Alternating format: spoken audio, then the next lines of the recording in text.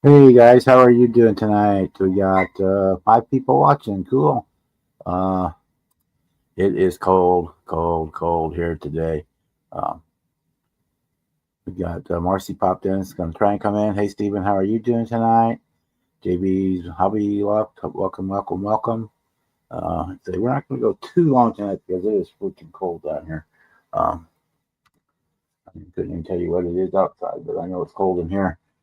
It's way too cold to paint much of anything. Oh yes, it is 16 degrees outside, which is way below freezing. So I apologize ahead of time. The fireplace fan kicks on and off. Get the fire going to keep it warm down here. There it goes right there. I don't know if you can even hear that because I got noise cancellation on. It just can't keep up. So we're not going to be down here a whole long time tonight. And probably not going to do much in the way of painting other than maybe a little brush painting because it is too cold. Hey Jimmy, that's all right. We'll always catch you next time. We may be on if it stays cold, like stays wintry like it is. It's supposed to stay here all week. I might be on again later in the week, just because I'm stuck at home, can't go anywhere. So my plan was to work on my 65 Impala for my Born in 65 group build and for 60s Rules Psychedelic 60s group build. We're doing a double dip on this one. But again, it's so cold I can't do much with it. I'll do a little hand painting on the engine and maybe get the engine assembled tonight, depending on how long I can handle being cold. Because I know there's a nice warm bed in the other room with TV and stuff. I can hang out there and turn up the heat on the bed and be nice and toasty the rest of the night. So we'll do that, but I do have one other thing we'll do here in a little bit. Let me get this. If you didn't catch the video, the demon is finished, and the video went up today. I'll go grab it here real quick, and we'll show it to you.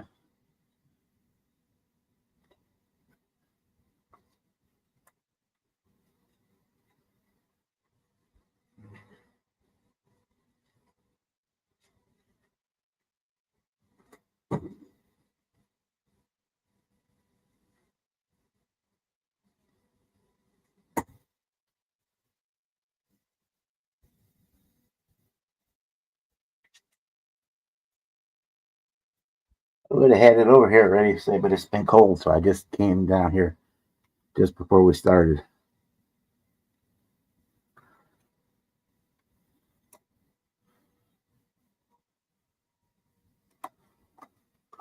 There we go. Move it up into the framages here. Just a touch. There we go. This is the MPC 71 Dodge Demon. This kit came out last year, and it's a very basic kit, but it's nice. And so being basic, it's really ripe for add-on details. And I'm really happy with the way it turned out. This is Tester's Mystic Emerald is the color, and I put just the lightest touch of the green copper color shift over the top, so when the light catches it just right, you get that gold, coppery gold reflection back on it. We used the 440 in this. Normally, the Demon would have a 340 in it. We used the 440 6-pack 3D printed engine I got from Matthew, and then down at Model Car Video Products, I got his. I don't know where I put it. His little sticker. So here it is. So I wasn't really well prepared tonight. That's where the engine came from, and I'll show you that in just a minute. We used kit decals and everything else. The chassis. Well, here, let me do this first. We'll get rid of this. That off. I'll show you the engine. So it's the Mopar 446 pack. We use the ProTech distributor with the yellow spark plug wires on it. We made our own coil. That's sitting there on the side. Here is the when you get the air breather. Said it doesn't. If I put it on the carburetor, it can't quite close the hood. The hood will go on, but it's not quite laying flush. So when we display it, it shows, and when I display it, most of the time the hood's on. So we just sit it on the side like it's like I meant to do it that way so that you could see the carburetors and whatnot. I'll turn it over here. We used wheels and tires, and the back half all came from the AMT 66 Nova kit. It's a really great parts kit. One of these days I'm actually going to build that kit. I've never actually built it. All I've done is rob parts from it. We used the drive shaft from the 66, but I had to put some brass tube in it to lengthen it because so we split the chassis. I wanted to keep the front half of the chassis because I wanted to keep the fender wells, and it has the locator pins in there inside the body and on the fender, so that you know that you get positive alignment for that, for the firewall and the radiator core and all that good stuff. The kit does come with, I don't know what show, it comes with the decals for the core support and decal for the battery and decal for the fender and all that good stuff. So yeah, I'm real happy with it. Real happy with the way it turned out. It does come with the roll bar for the interior. I did a khaki and copper two-tone interior on it. I know that it's hard to see once it's in the car, but if you check out the video, I've got some pictures of the interior outside of the car. I did use the tires from the 67 Chevelle just because they're pad printed. Otherwise, the Nova comes with a set as well, but they're not pad printed, and these were pad printed, so I went with those because I had a bunch of them here. So that's our 67 Demon. We built that before the next show I'm going to, the Midwest Model Vehicle Association show in St. Louis that comes up in the end of October. So that's the plan for that one. Let me turn this off for the battery. I need to put the batteries, get those charged up. I'm stupid. Freaking batteries cost almost as much for that thing as the turntable does.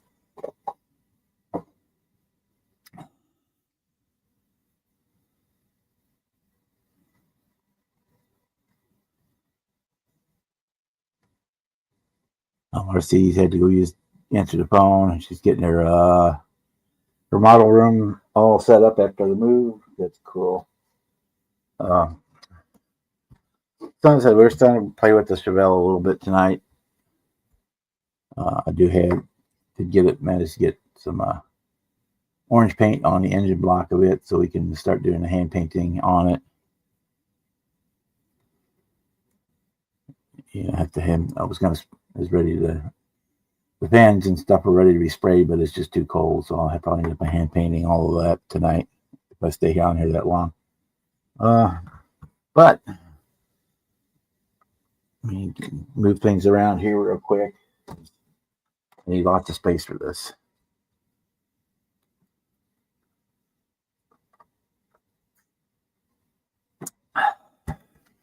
I got me a delivery in the mail today. And let me Hey, Donnie. Let me switch the camera to our overhead view. Hi, everybody. So that we can look at this. We got and delivered today the new release of the 112 scale 69 Camaro Z28 3-in-1 street stock or drag kit. This one's going to be really high in the build pile, but I'm going to try to collect some 3D printed stuff for it to not make it like everybody else's. Because I know there's going to be lots of these built in this year with this kit just coming out. Ordered this one online from Hobbytown. It was $40 and $15 for shipping, which I didn't think was too bad. So yeah, this is going to be on our build short list for building for the year. So we grab this. Let's look at some of the stuff. All I've done so far is take the lid off, so you're seeing it as I see it. I have not dug in any deeper than just taking the lid off, so that it wouldn't have to fight with the lid. Okay, I don't have to fight with this box. Okay, there we go. So we got looks like a whole bag of tires. 1, 2, 3, 4. So we got two complete sets and a couple of drags tires. So it looks like there's 10 tires in there. Again, I'm probably gonna search out 3D parts. I know Texas 3D makes a bunch of 12 scale parts, so we're probably gonna seek out different tires and wheels and what's available here. Here's what I want to check. A lot of people been seeing have had issues with the body being crushed. Mine looks fine. There's no the A-pillar on a lot of them I've seen they're having issues. Let's go ahead and unbag. Let's do this. Let's move the box off the table. Let's open this up and see what we got going on.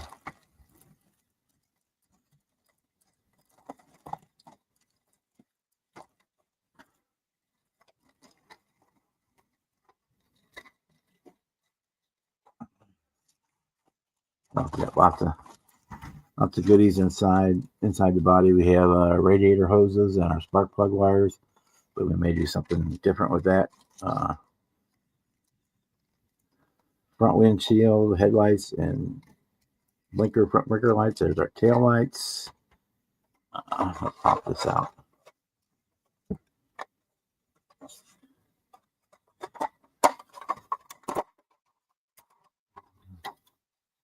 There's our chassis pan. It looks pretty good. It's got brake lines. Looks like got fuel lines already on it to be picked out, so we can do a lot of detail there. I don't know if I'll go as far as pro streeting it. That might be going a little overboard for me right now. But I do want to put better looking wheels and tires. I'd like to get something like an American Racing Gasser type wheel or something put under it. Maybe do it as a resto mod with the 21 and 22 inch wheels on it. All right, Kevin, we'll be here for probably an hour or so at least. So yeah, that looks nice. Interior pan out. Here's our back glass. So we're all good on the glass parts. Interior tub, the door panels are separate from the tub, so that's nice. We'll be able to detail those a little bit.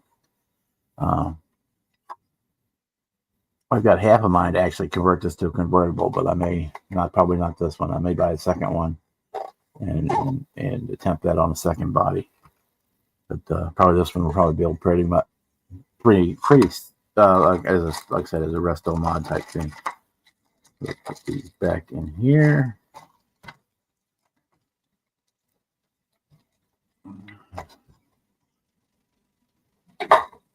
And I have no clue what I'm going to do with this once it's built, because I ain't got no room for it, but I wanted it anyway. Yeah, see, bring us down a little bit. Let's see if I can do this without the light on. If it gets too dark. And that's all right. It's dark, but we can see. Yeah, the A-pillars are not bent out like I've seen on a lot of them. So that's nice. There's Z28 Camaro badging. That's nice. There's an actual locator pin for door handles. What I do is the resto mod. I might shave the door handles off. Yeah, it looks good. The mold lines are there, but they're very fine, so that's nice. For it, so you got the markers. I got the Z28 on the back. Yeah, that's nice looking. I'm happy with that.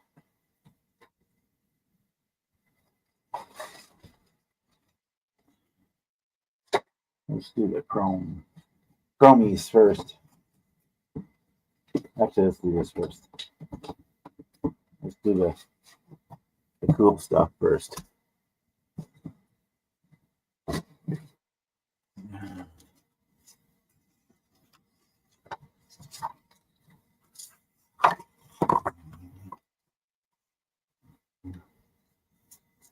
Here is our decals. So I'll try to angle them so you can. We have all your gauges, radio surrounds, radio, all that cool stuff. We've got decals for the gills on the side. We got our badging for under the hood. Looks like we got decals for the fan blade, fan belts. You got Camaros or Z28, so you can sand all those badging off of the body if you wanted.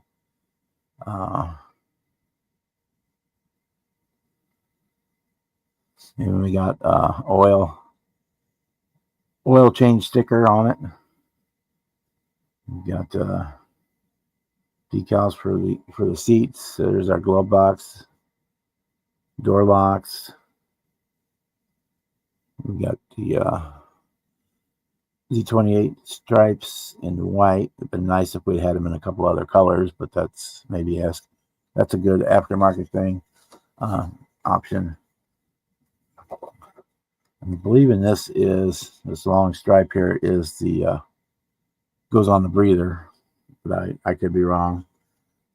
And then maybe other Z28 Camaro kind of retro mod looking decals on there, and those all decals are kind of crinkled, but I think they'll be all right. I think it's the way they put them in the box, because they don't put them on the very bottom, or didn't put them on the very bottom of the box.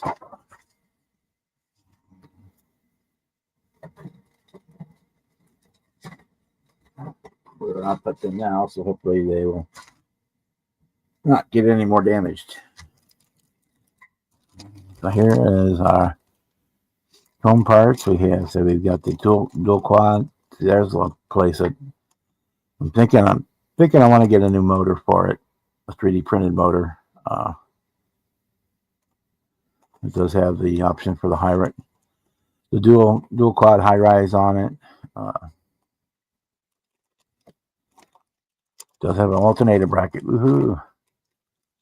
The steering wheel insert is a separate part. That is nice. Front and rear license plate. Looks like we have our stock rally wheels. Velocity stacks. We have a second intake. Separate set of valve covers. It's nice. Yeah, see, on the Camaros, I'm not a huge fan. Let me open this up so you're not looking through the plastic.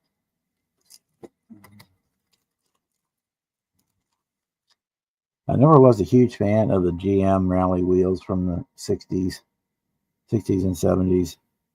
They look good on a Corvette, and that's about it. It's not in my mind. And these spruce wheels, I'm not a big fan of either. So I think a nice set of Kragers, or a set of center lines would look a whole lot better on this car. So that's probably what we're going to look towards, to getting a nice set of Kragers or a nice center line type wheel for it.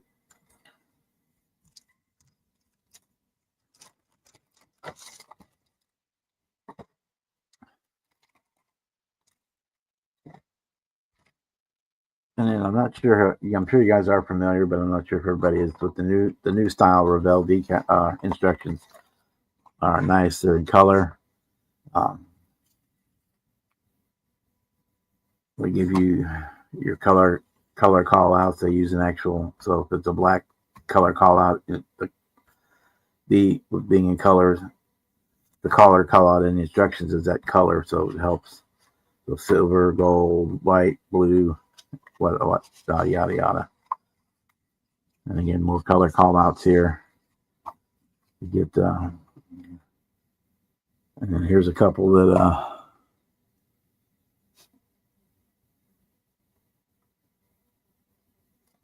for some of the colors might need to be mixed, like this one here. Top needs to be mixed. It gives you the ratios, the two colors, and the ratios to mix to get that color. We got a sprue map, which is always nice to have. And again, more of the sprue map. Let me show you the three different options here. And then you get your options for each way to build it. I was saying, if you're not familiar with these, a green one is a decal for decal placement. Anytime you see a green badge next to the part, and then the little paint flag is the color that you're supposed to. It gives you the letter color call out, but also the flag is the color that you're going to be using.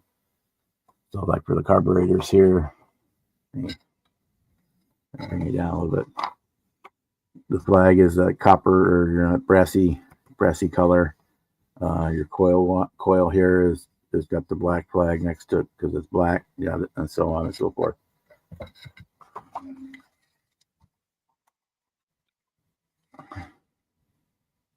So it's really nice. Even they give you the firing order for the spark plug wires and the layout. Shows you where the coil goes and all that good stuff there. We do have headers in here.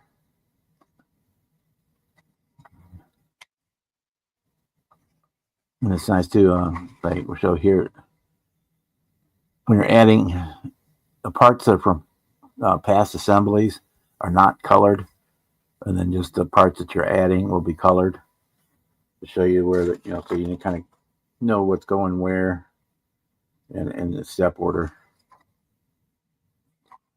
And we're not going to go through all of these, but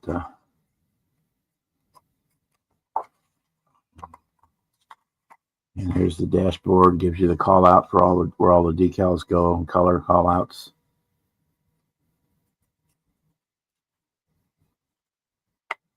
The wing on the back is spoiler is optional, which is nice.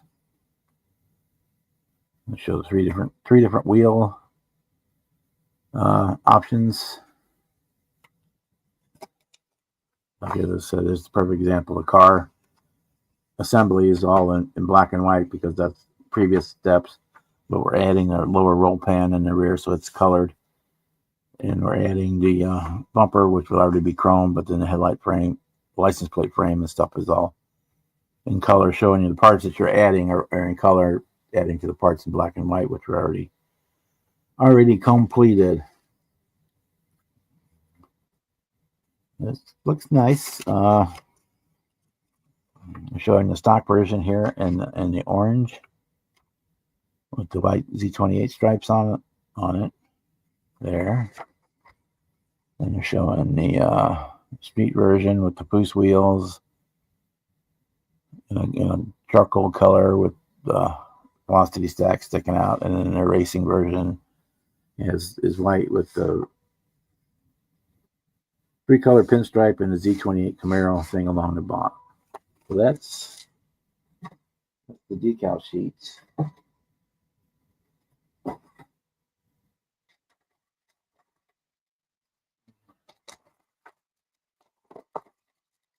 The only get appears to be, it would have been nice to have the second hood, but it appears like we only have one.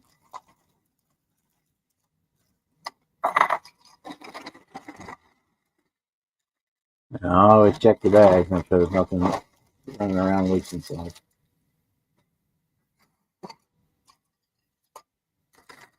Like our differential there is loose. I'll just sit right here. So we just get the one hood. I know this is the old way to do it, but this is like the one thing I probably so far don't really like is that the oil pan, the lower cover for the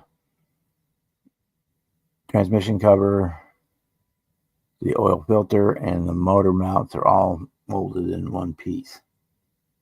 Would like to have the engine and motor mounts on the engine and these as separate pieces so that you could be easier for painting and detailing. We got our, looks like our starter there, two halves, or steering gears, heads, engine, half of the engine blocks. Basically, that's about the same as their 124 scale 69Z28. They just all the parts are bigger. They were missing. There's the other half of the differential with leaf springs, water pump, roll pan, spoiler, wheel backs. We got the hood hinges, court to court, and then that's all the light pieces. Everything else is molded in black. So we've got our drive shaft, exhaust pieces, header pieces. There's our steering wheel, our drum brakes, I'm assuming for the front, distributor, one of the intake manifolds, all that good stuff. Master cylinder on that one. Chin spoiler, more exhaust, the front grille, it's open, that's nice that it's got an open grille, really like that. Rest of the head exhaust and header parts. There's our belt drive train, the master cylinder booster, fan blades, looks like some more wheel backs, probably for the drag wheels. Our seats are in two pieces, front and back, so we've got a separate door cards. This is kind of cool. You got the upper section of the frame for the unibody frame that goes into the engine bay is a separate piece, so you can detail all that out before you attach it to the chassis. Looks like we got handles for the interior there. There's a nice dashboard. It's all open in the back, so you could conceivably start put lighting in there if you wanted to. I'm sure Seamus has or will if he gets this kit or has already built this kit, because you can light the dashboard really nicely. Well, that's cool. Yeah, we're almost there. This one has our shackles and upper A-arms, our steering column, because part of the intake manifold there, our hood latch, bracket, and horns. We've got our fan shroud, radiator, and our center console on that one. Actually, those were probably the no, those were the uppers. Yeah, these are probably the lower ones, lower A-arms here. Our front seat fronts, transmission cross member, the breather for the stock dual carb, and the other door card. So that's the kit. Everything looks clean. I didn't see any flash, any egregious flash anyway. I mean, all kits have flash of some sort pretty much. Let me switch cameras again. Hey Chuck, hey Box Doc, hey Jason, anybody else I missed while we were going through all that? Let me switch my camera back.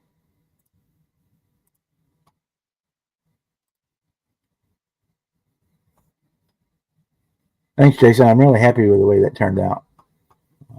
say other than the breather not fit, or the hood not fitting with the breather on, but that's a first world issue. So it shows I'm going to display it, or even my display case will be displayed with the breather sitting off, like so you can show off the carburetors. It's kind of silly to put nice 3D printed carburetors in there and then glue an air breather over the top to cover it all up.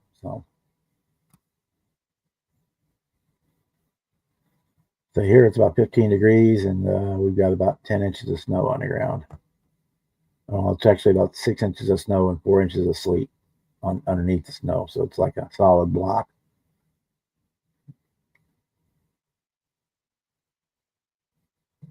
So yeah, I'm kind of excited to get that kit started. I got a couple projects I got to do ahead of it, but we will be doing it in the very near future. I want to search out some definitely 3D printed wheels and possibly a 3D printed engine for it. I know they're available, and I have to, on the Texas 3D, I know has the engine, and there's several others that do as well. But that point there, the may or may not is just the sheer cost. If you're looking at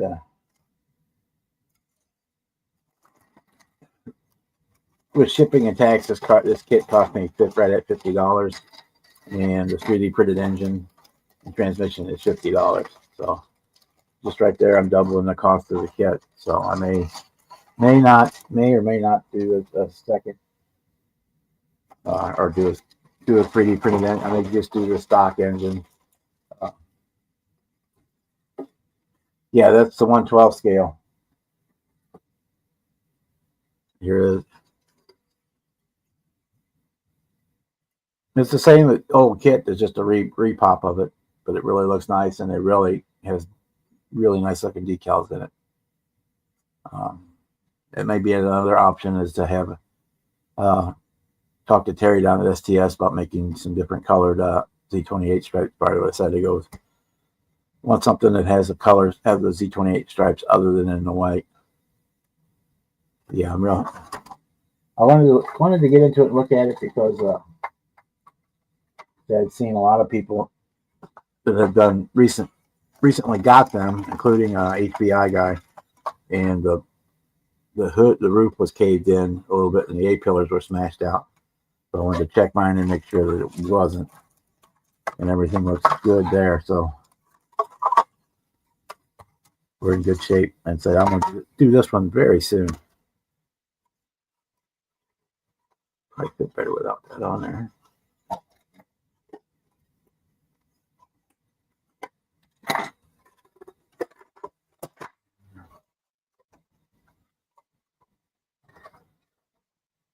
They're definitely going to be doing finding different wheels and tires, because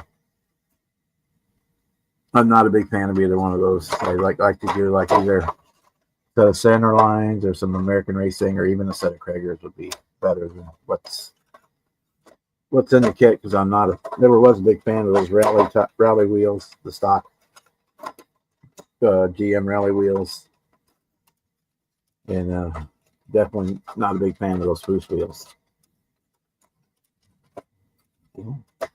Well, put it the other way. Get the front end in first.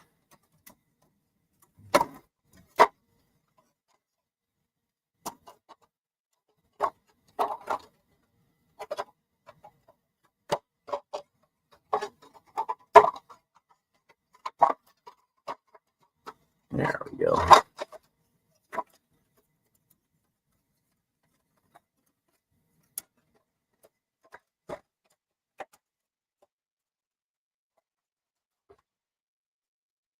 There we go. Now it's all back together.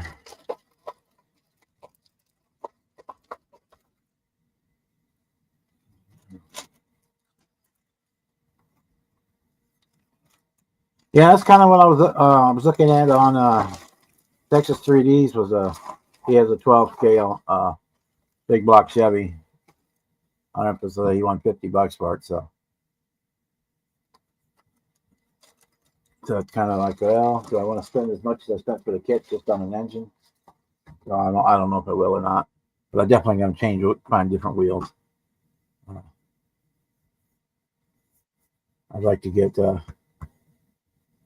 either some Kragers or American Racing or even some Centerline type wheels would look better than the.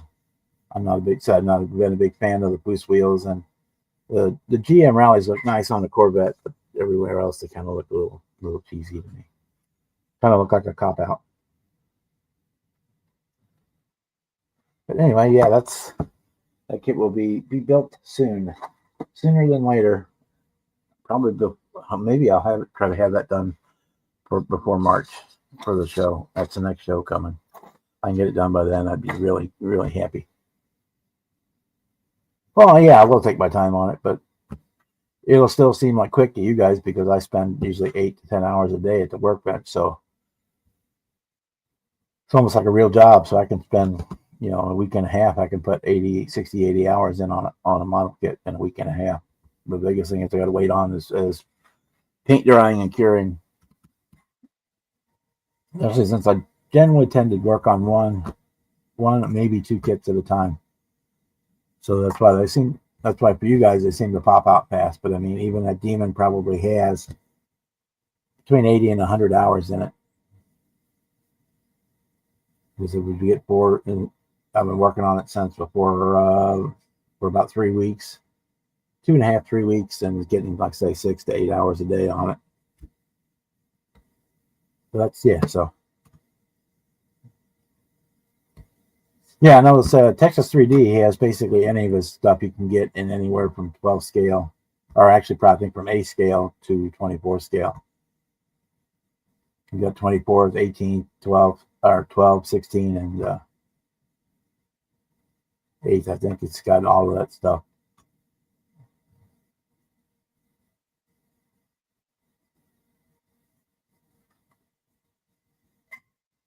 And I think there's Joel's coming out with a different hood for it as well. I think he's got something coming up for it. It'd be really cool if I had like that. Would be a ton of work. Would be definitely not being done in time. Was that wide body kit like Chuck is doing on his Camaro in the 12 scale? That would be completely awesome, but that would definitely turn that into a long-term project. Adding a full wide body kit to it. So anyway, yeah, that's where we're at. So that came in today. It was supposed to have been here last week, but with the blizzard, everything got stopped. And I got notification today from Terry at STS, speaking of which, STS decals for all your decaling needs. He sent me a gift certificate with my last order. Thank you very much for that, Terry. Should you watch this, we'll be using that very soon. That my decals for my other Firebird funny car are on the way for the Chief Auto Parts RC Cola Rebel Nationals Firebird funny car. Those decals were shipped yesterday, mailed out, so I should get them in a couple of days. So I'm going to be able to start that kit. That's going to be a quick build. Not a whole lot to that one. It'll probably take me 3 or 4 days to do the chassis, and then the body's just a 2-color paint job, so it won't take very long on that one either, as long as the weather cooperates. So anyway, let's see let's work on the we're going to impale a little bit. It is cold down here, so it's not going to stay down here too long tonight because it is cold. I think they even got the little space heater sitting under the workbench over towards the area where they keep all my paints at to keep them from freezing because they are all cold. I feel like a beer that just took out ass box when you pick one up. So I've got a not right next to it, but in the general area to kind of keep them. So I don't want them to freeze.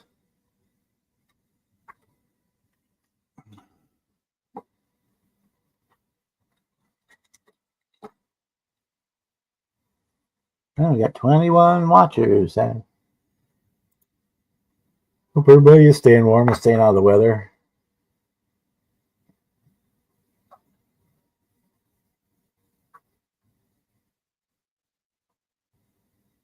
Okay, checking my analytics here real quick. Make sure you guys are seeing this all real good. Stream health is excellent. Stream is healthy. Good. Viewer activity.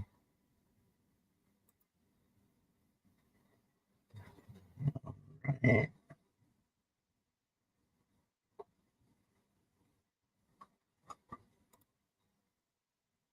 Stream settings are all good.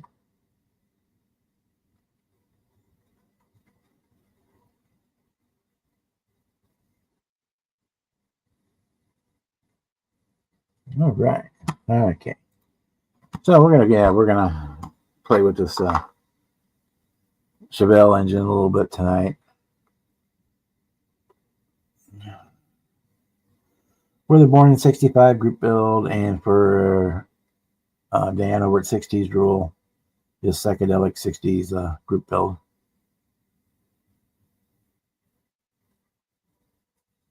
Doing the Revell 65 Impala. It's the Poos kit, but we're not doing it as a Poos. Not doing it as Poos. Again, we're gonna change out the wheels and stuff, do a different paint job on it than what they would have for the Poos. Because again, I've never been a big fan of Chip Poos's wheels, including the set that comes with the Impala.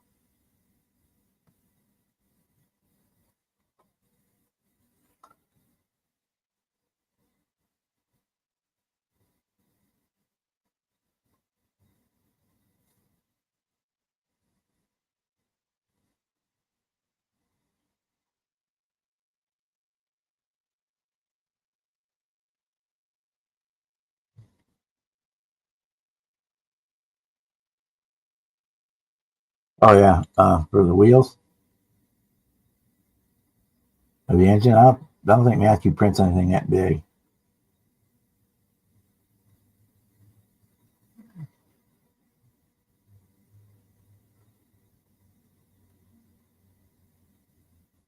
You don't get me wrong, Texas 3D does excellent engines. They are amazing, and his 24/25 scale and his prices are very reasonable. Just that, and even I guess the 50 for the big one is not a bad price. It's a big chunk of money for me to lay out.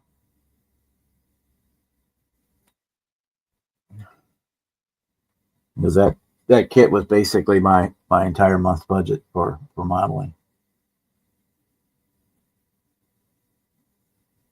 So I got no more monies to spend on anything modeling related for this month.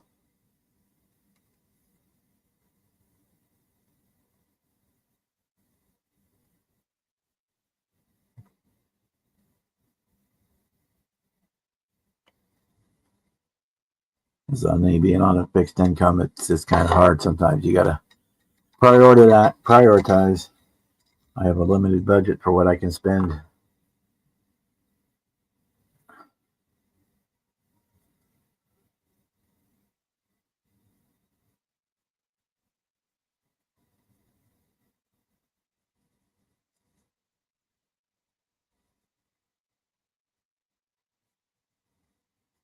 Cool.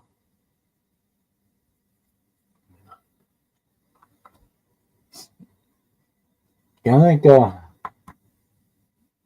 I've got the 16 scale, 55. Is it 55? 57? I guess 57 convertible down here too that I won at the IPMS show last fall, and I want to kind of do something, kind of trick that one out as well.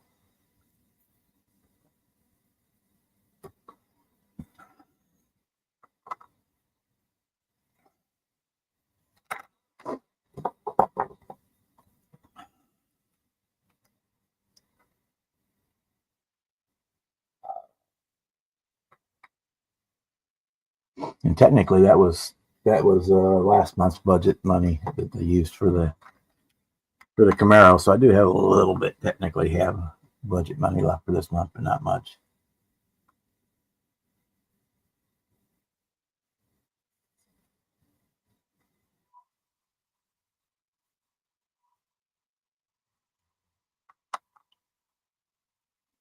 This time of year, I try to conserve my spending because, as I said, got the show coming up in March, and I usually like to have a couple $100 in my pocket when I go to that, just so if I find something I can't live without, I don't have to worry about spending the money.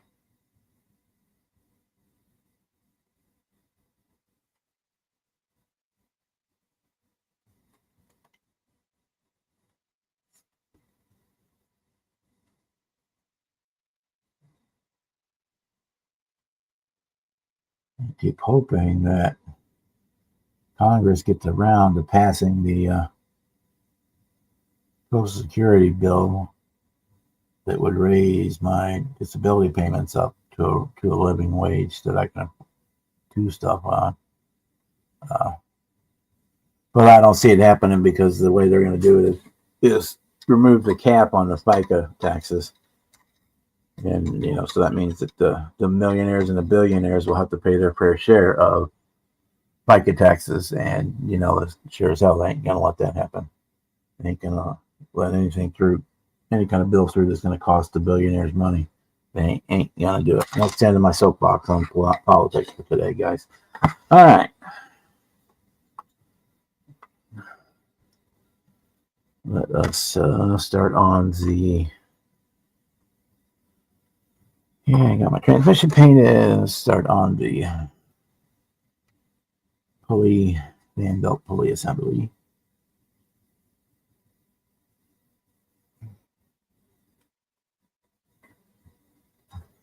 Normally, when I do this, I just spray the whole thing back black, and then come back and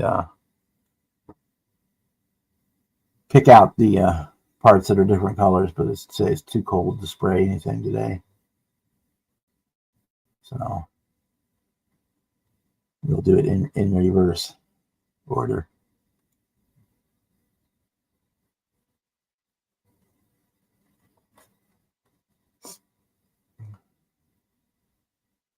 Oh, cool! Thank you very much.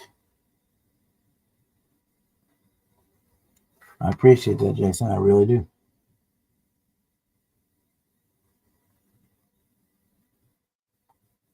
Just for that, I won't whine the next time I have to build another Mopar.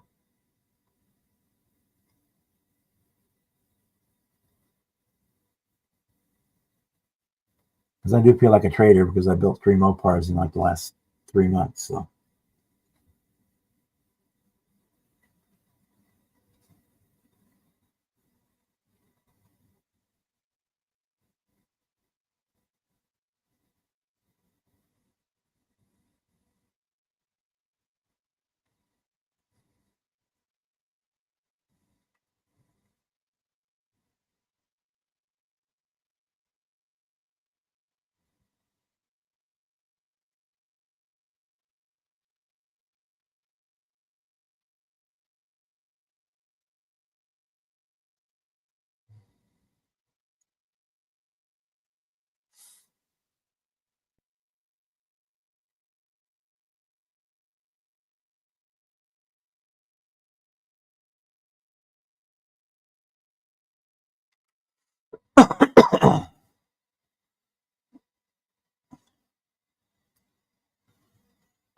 It is, let's see.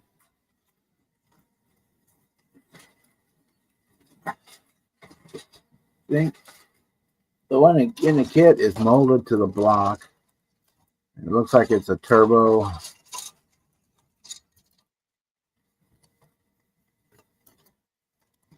It looks like it's just a turbo 400 is what it looks like. Definitely, it's an automatic transmission.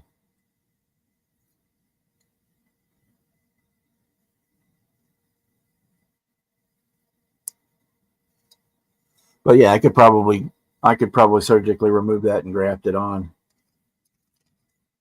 Or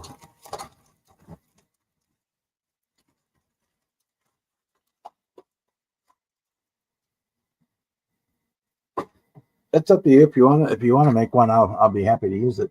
Otherwise, yeah, I can make something work.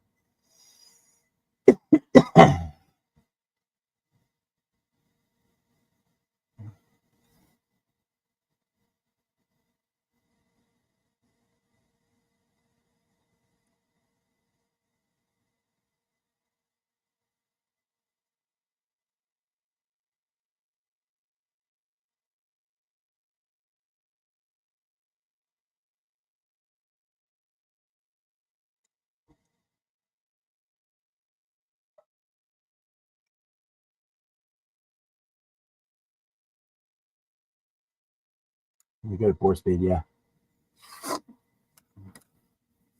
I don't think it has. I don't even know. Look to see if it even has pedals. I don't remember seeing any. Of course, you can't never see them anyway.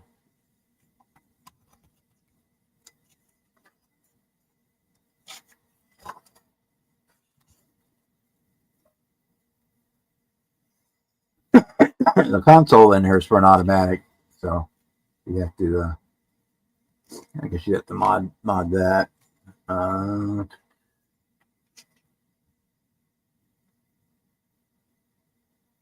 yeah, it does come with a clutch pedal. That's odd. It has an automatic console and it has a clutch pedal. So it could go either way. No hurry. So it's. I've got a couple builds I've got to work on before I even start thinking about doing that one. I got to start my Hobby Link International Chris Secret Santa build. I got to get this one done. And I need to get started on the 55 Chevy, the basic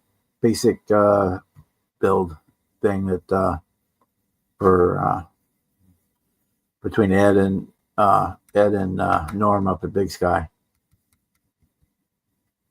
The basic build series using just beginners tools and techniques to build. I said I would do one for that, so I've got to get those 3 done before I even think about starting anything else.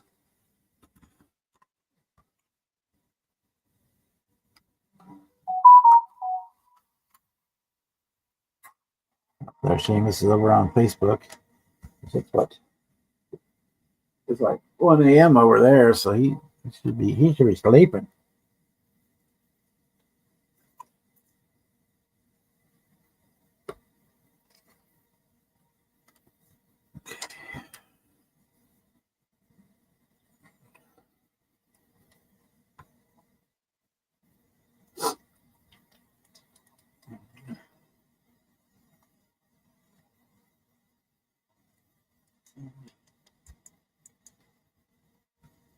Yeah, the 4-speed one would be what, a Muncie, I guess.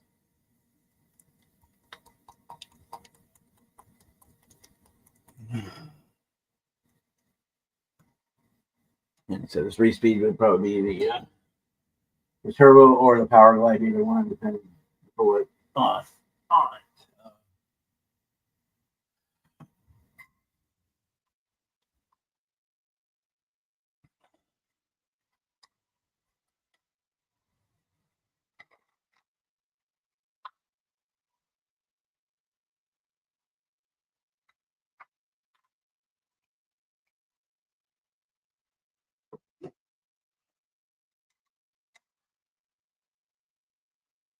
Now, if they were to do a 68 Firebird in this scale, you'd see me creaming my jeans.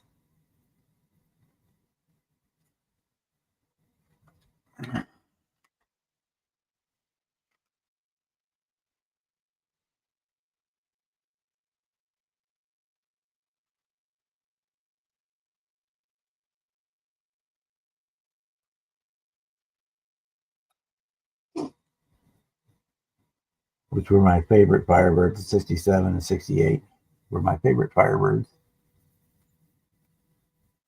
Even more than the one I had, which was the 77 Smoky and Bandit car. I like the 67s and 68s more. I just like the look better. 69, they got rid of most of the chrome on the front nose, which was what I didn't like about those.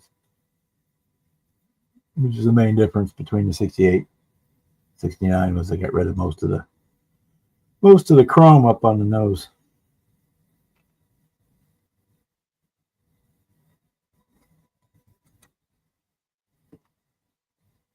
And of course, 70 was the body style change.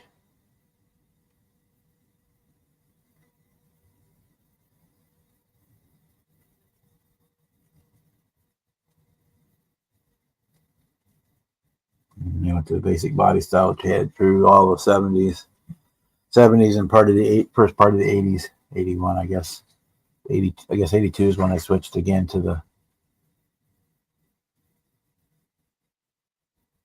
the kit body style.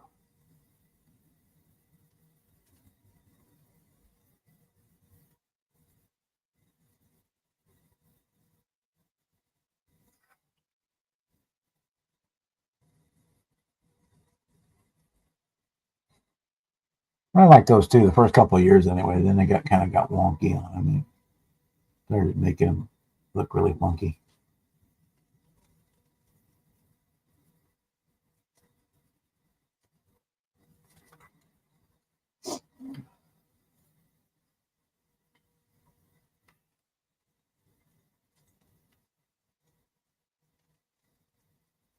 All right, Donnie.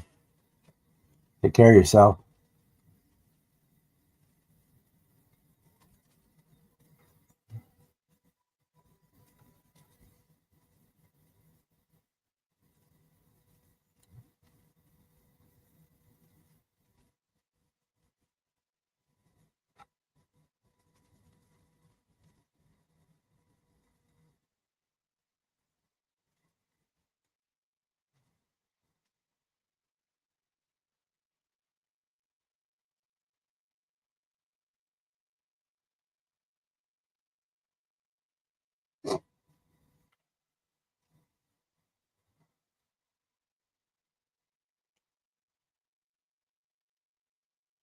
So everybody's starting to settle in for the cold night because everybody's starting to head out. And we're going to do that for too long too, because it is cold.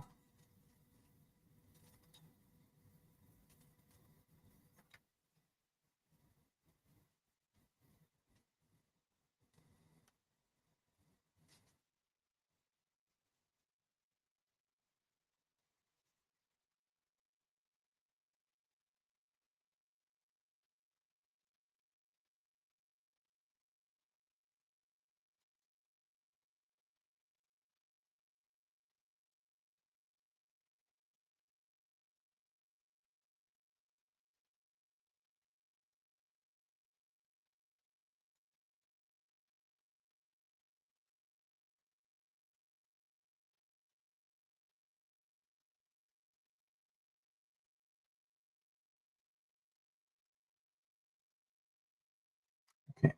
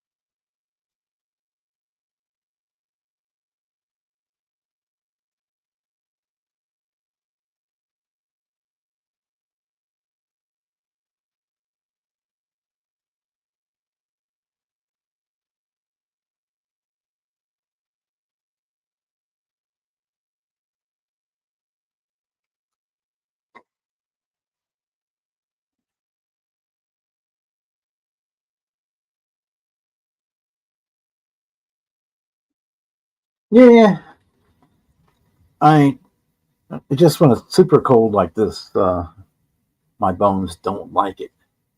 The arthritis, all my joints start swelling up and stiffening up, and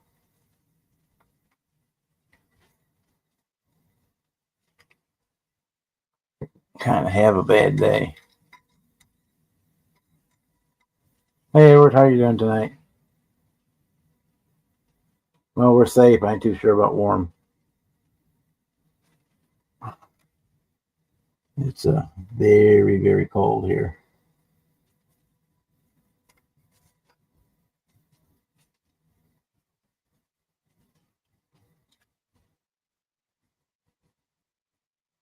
I guess it's better than being stuck outside, but still, it's.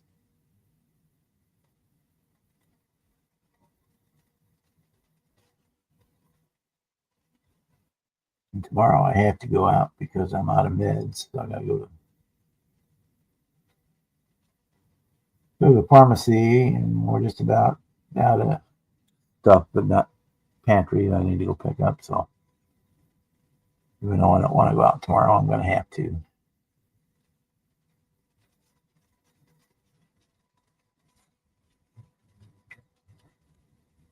I'll try to do all my shopping and everything for the whole week tomorrow, so that I don't have to go out because we're supposed to get nailed again at the end of the week. So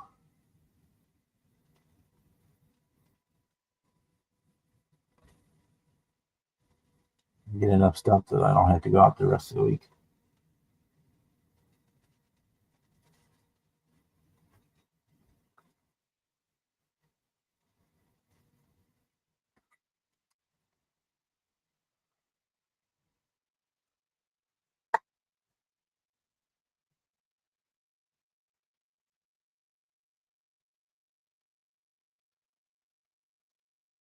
Yeah, my knees are toast. I'm missing 3 discs in my back from arthritis. So yeah, it's days like when it's cold like this and the air pressure, barometric pressure gets really low, and I am in pain.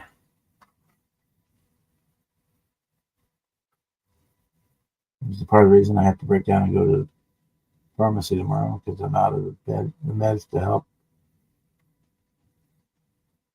alleviate that there said pain.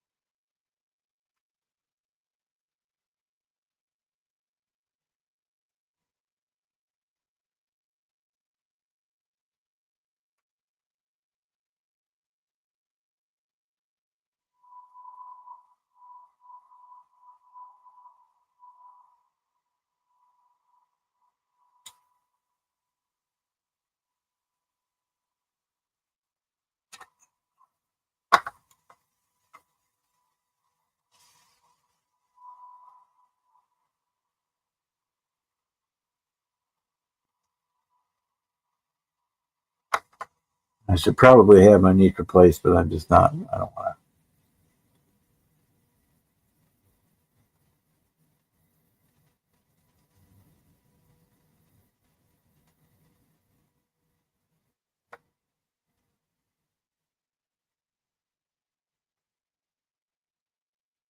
I'm not real big on surgeries. I don't like being under anesthesia, so.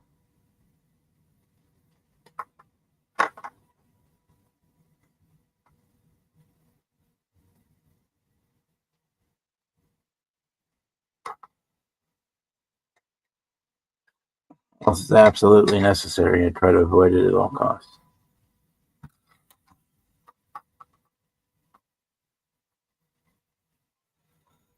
Okay, there's that.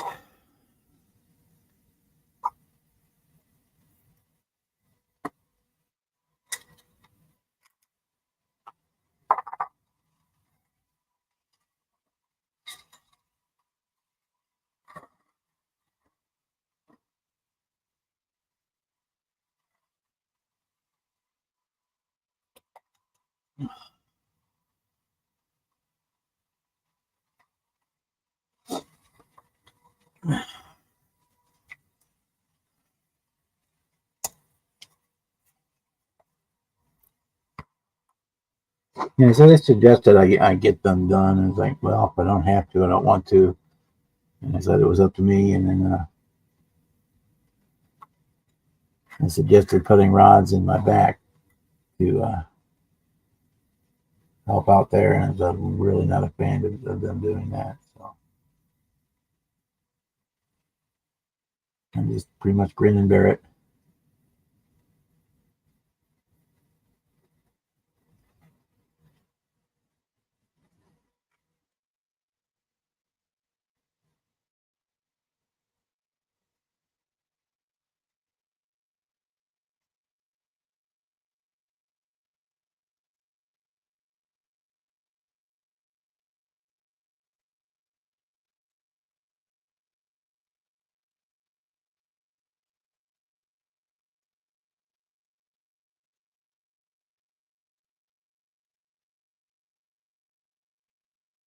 Just live with it, that's all.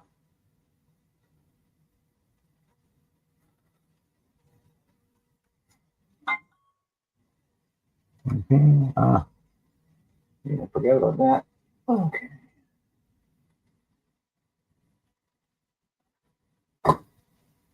We got those hockey game tonight.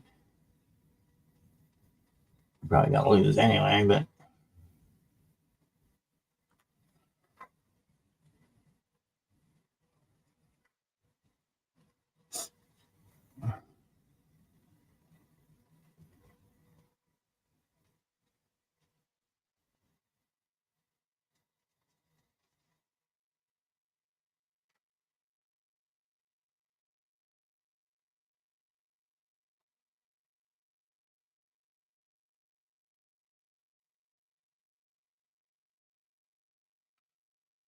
I got a whole bag of these 3D printed 125th scale guitars. Whenever I get bored and have nothing to do, or in between stuff, I pull one or two of them out and paint them up.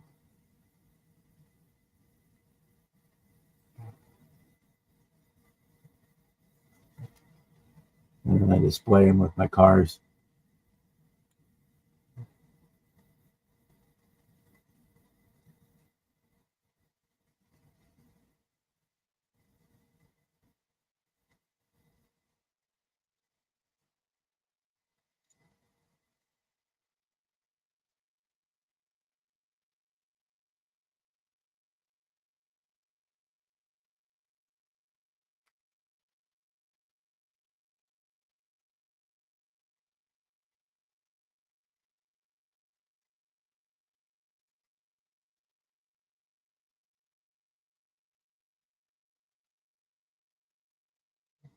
And this is one little extra details that I can add.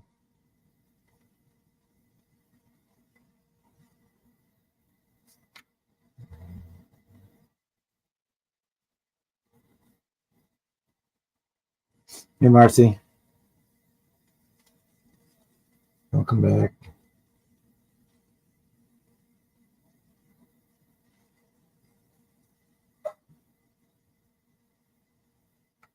I'm going to use that paint the basic colors and do a little bit of hand painting on them. And then I actually generally do most of the fine detail work with the markers because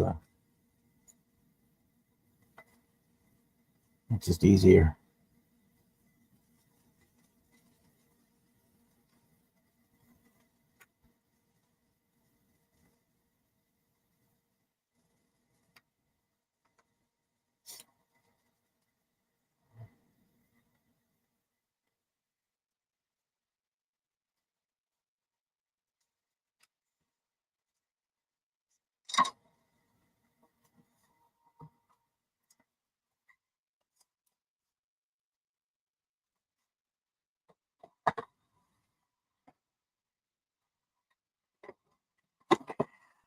So let's get this box back up the way it's supposed to be.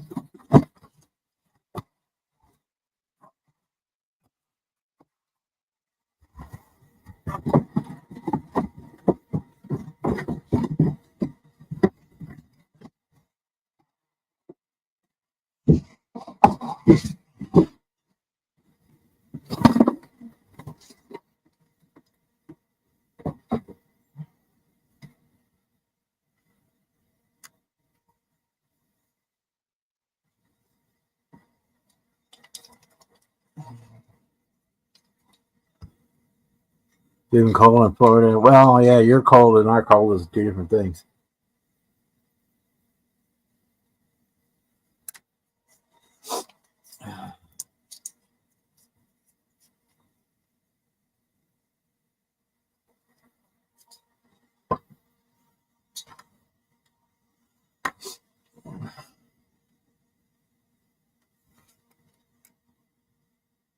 Here, if the temperature is pretty much anything above about 50 degrees, I'm wearing shorts outside. You know, you guys down in Florida at 50 degrees, you got your parkas on and everything else. It's all right. I mean, that's what you're used to.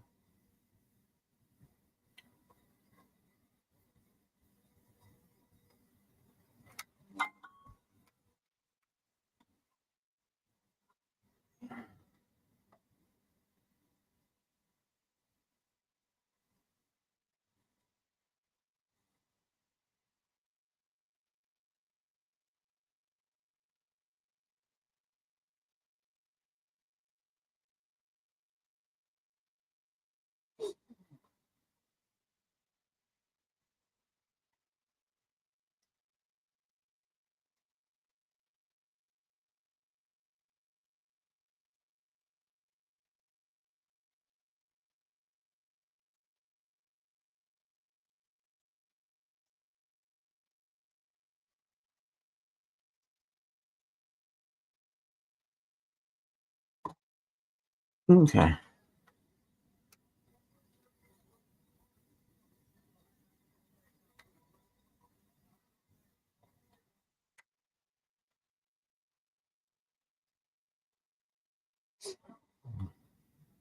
Yeah, we're like 15 degrees right here, right now tonight.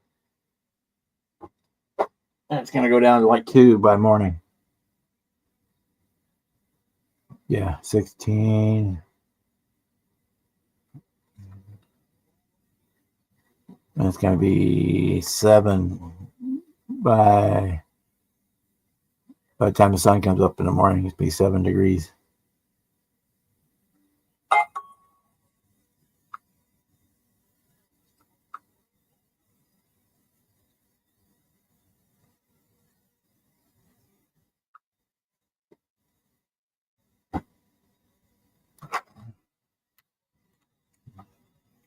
Still not the cold like it used to get. We used to get a lot colder up here in the wintertime. Because we used to go ice skating on the pond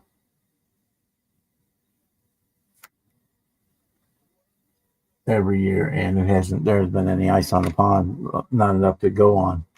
Probably 20 years.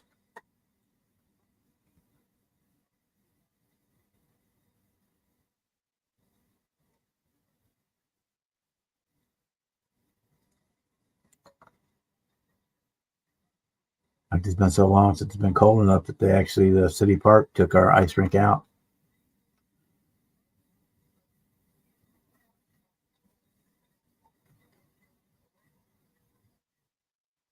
They converted it over into a sand volleyball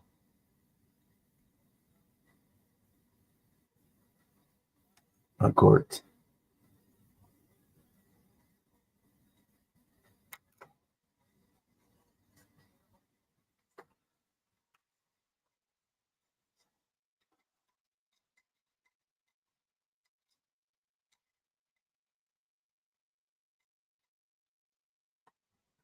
Yeah, our wind was howling last night and this morning.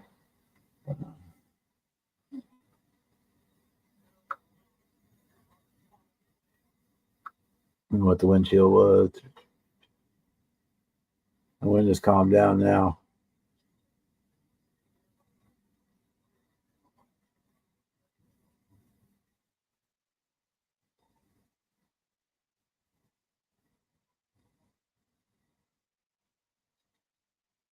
The wind chill factor feels like 2 degrees. What it was. It's wind is calming down now.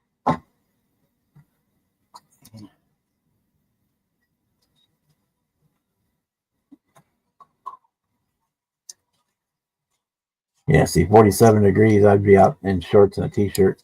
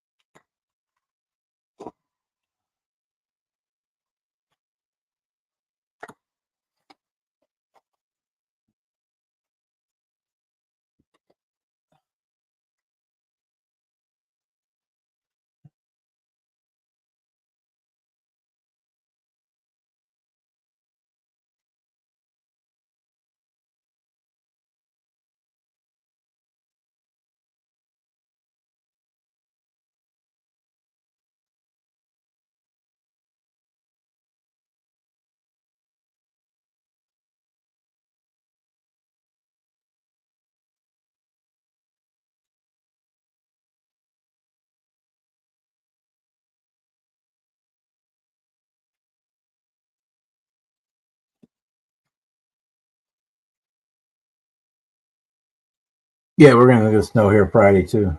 Thursday night and Friday.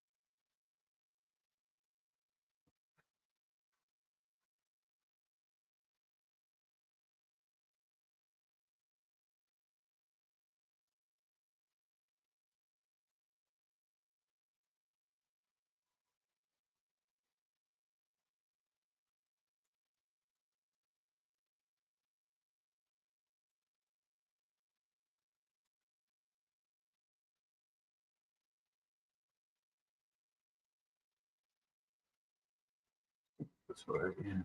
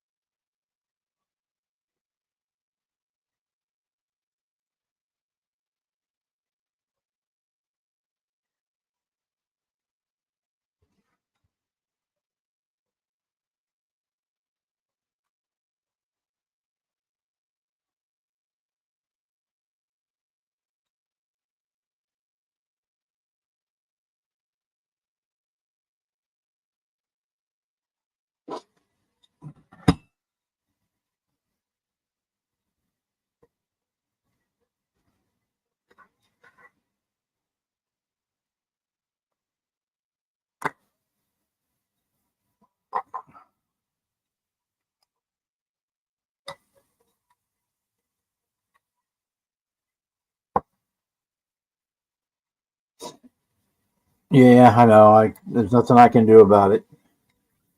Uh, the only thing I can do is turn monetization off completely, and I can't afford to do that. So I apologize for that. The only thing I can do, it does give me the option that I can choose where to put them in, but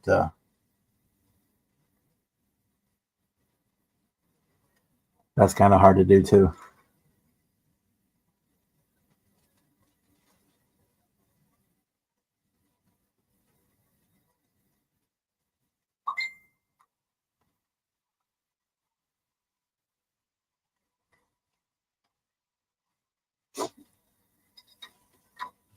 Yeah, you just get accustomed to it. I mean,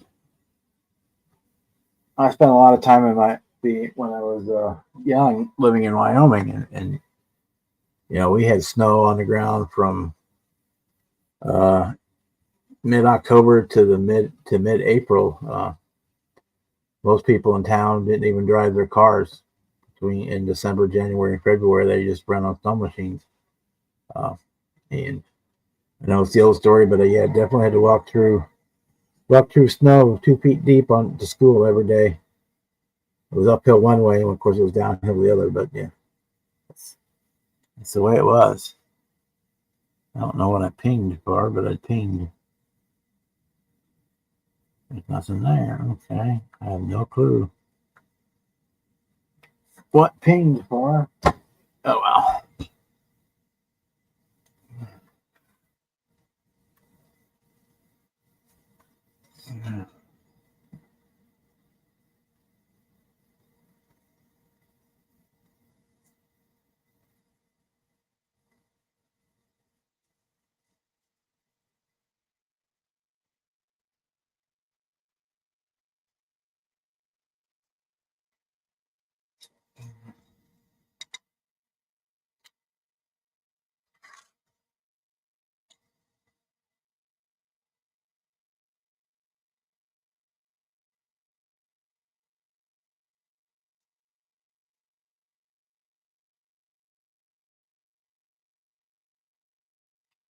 It's dry.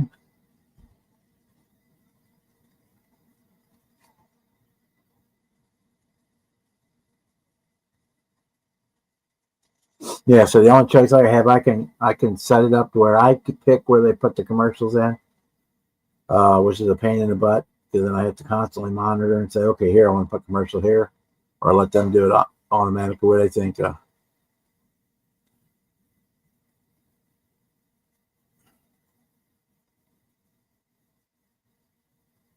Yeah, it's just it's more and more prevalent because they're wanting their money and they want their 80% of what money that I make, so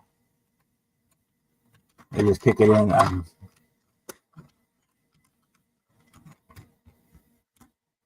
if I could afford to do it, to pay for the streaming service, then without worrying about recouping the funds, I wouldn't be monetized at all. But that's even then, I'm only still making $10 a month from them. So they're making like probably $90 off of my stuff and paying me 10. So, but that's the way it is. I ain't got no choice in the matter. They don't give me an option other than just not do it. I could turn monetization off and just do everything for free, but then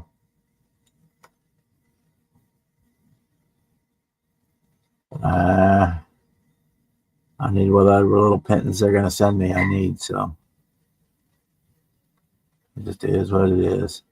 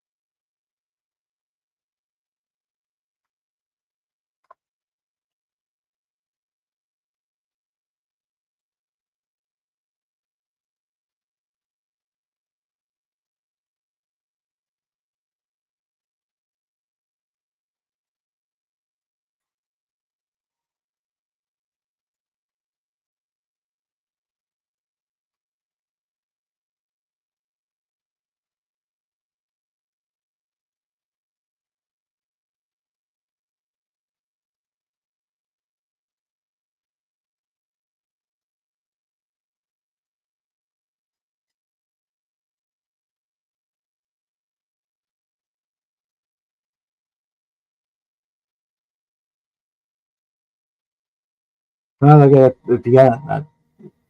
I got to watch it, few 10-second ads here and there, then I guess that's worth the price of not having to buy a subscription.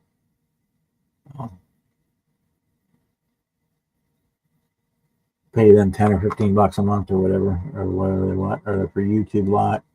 I think their full YouTube paid deal is like $60 a month. You want everything from them.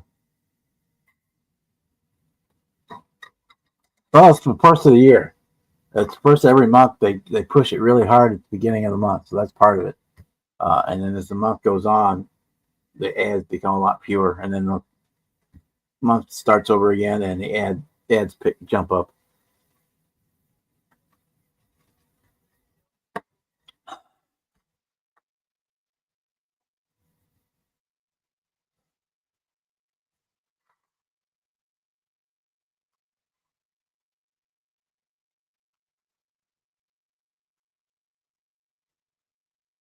dry.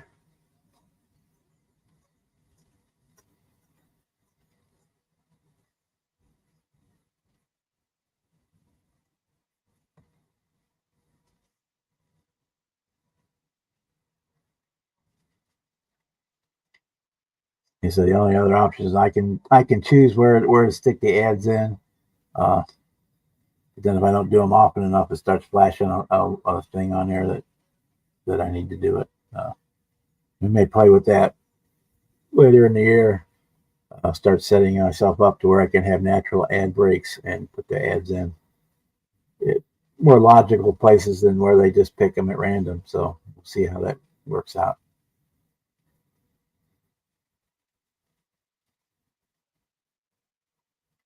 Same thing on the pre-recorded ones. They do give me the option to pick where to put the ad at instead of just throwing them in. But usually on mine, they're short enough. They put one at the beginning and that's it. They usually don't stick one in the middle anywhere. But yeah, that is the world today.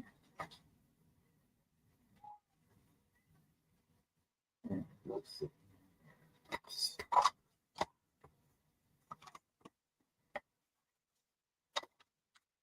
Find the let's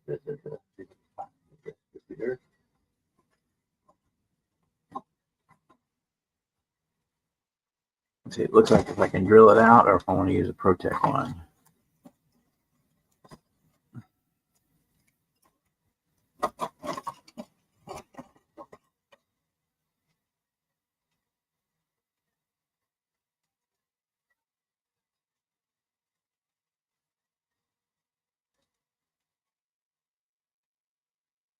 I could probably drill that one out.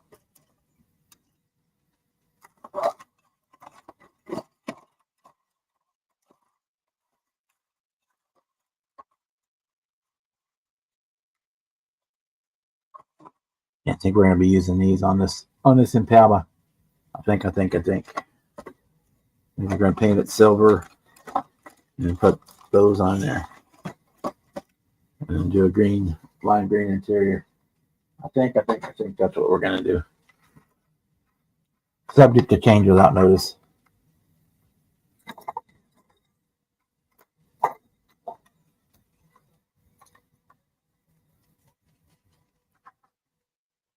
Try not to stab myself. Huh?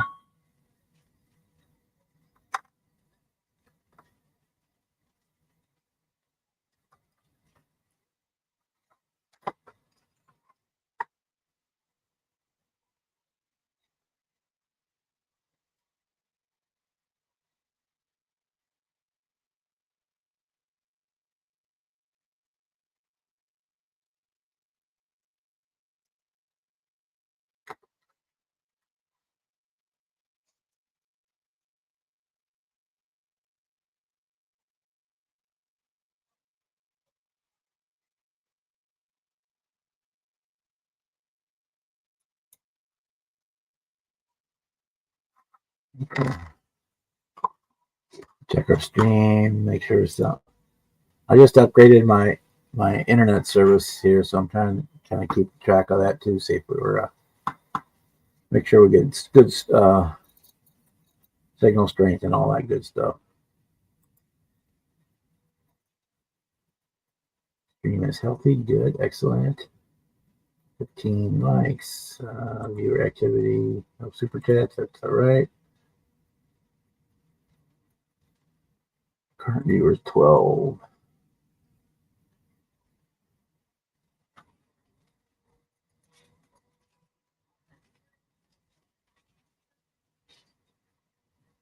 Okay.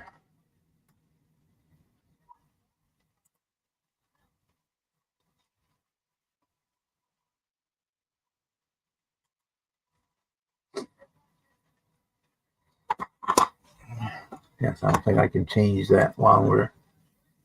No, I cannot. I can't change the ad thing once we started. I am in group builds all over the place. Right now, we're working on actually my group build, which is the Born in 65 group build. We're doing the 65 Impala. Is the first one I'm going to do for that. Because I am turning 60 this year because I was born in 1965. And that group build runs until my birthday, which is on the 18th of May of this year.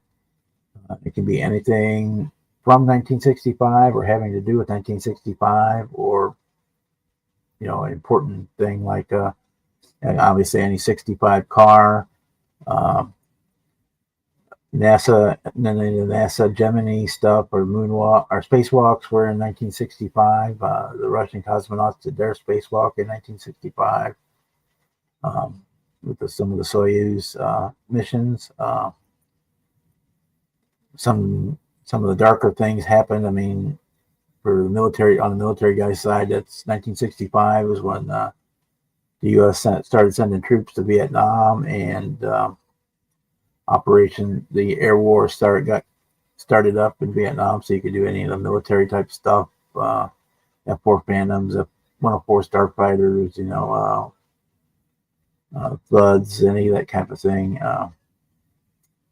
or anything having to do with any kind of event that happened in 1965, something to do with music, or TVs or movies, anything along 1965. I mean that's one group build, and I'm double teaming that over with Dan over at 60s Rule does a psychedelic 60s group build every year. So any of the stuff that I'm doing there will double dip over onto his. Of course, I do the cancer awareness group build that I host every fall. I will do probably do the dirt track group build when that gets going again this year. I will probably do the zombie build, but I don't have any shelf queens or anything that are very rare. I only ever had 2 models that I've never completed that I've ever started. Otherwise, they've either been completed or rolled into another project. Probably the closest thing I have to a zombie, and it's not really a shelf queen, it's just I only work on it when I got nothing else going on, is my V2, German V2 rocket, and it's ready to be painted. I just got to decide if I want to paint it, which paint scheme I want to use on it. So I could probably throw that into the zombie group build. I do the small scale group build every year. I jump in on that one. They're not doing a NASCAR group build this year, but as far as I know, but I've done that one in the past. The only one I don't do is the big rig one. I've built big rigs before, and they just don't float my boat. But that pretty much that's where I generally pick out what I'm going to build next, is having to do with the group builds. So yeah. So I love group builds. That's because it gives me the idea of what I want to build next. Is whatever group build happens to be going on. I know there's like a 50s and 60s on Steely's group build out there. I don't know if I'll get in on that one, just because I generally don't build cars just running on the plain steel wheels. But yeah, so anything that piques my interest when I'm looking for a build, I will jump in on that group build. So I did did the 65 GTO for the BG Appreciation Group build, the Adria Magini GTO. I know BG's big into TV cars and stuff like that, so that's why I picked that one.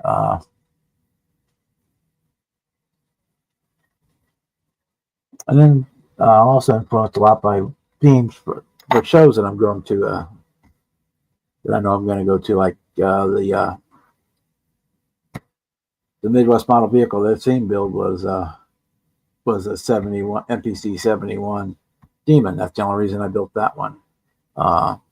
Built the USAC build, the 68 Dart. I built that one for the USAC build, and also those two will be entered in the Acme theme build as 100 years of Mopar and drag racing this year. So Obviously, those two and probably the 300C limo will be entered into those special categories for that.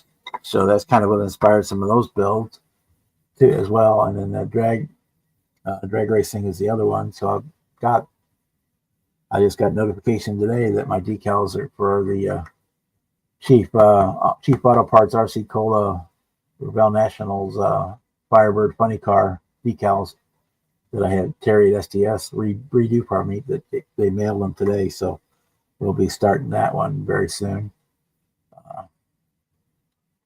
And then I'll have both of those done for Acme. I might even have them both done for the show at the end of March. Then I can enter those for that. So yeah, I mean, that's kind of where group builds and that kind of thing is where I get my inspiration on what to build next. Then there's stuff I just want to build too, so it doesn't fall under those categories. My Secret Santa, well, that's again falls under that kind of group build thing. A Secret Santa group build from Hobby Link. I got to get that one going next. After the Impala here, I may even start it while I'm doing the Impala because I can do some hand painting on it as well while the weather is so cold. And then I'll do my own things. I like to show this. I got the 69Z28 today that I want to start on. That not for any kind of group build or that I know of. But then Norm is Big Sky is doing the basic build type series, and Ed's jumped in along with that. And I'm gonna go ahead and do one too. The 55, the ANT 55 Bel Air kit. Do as a basic beginner's tool type build.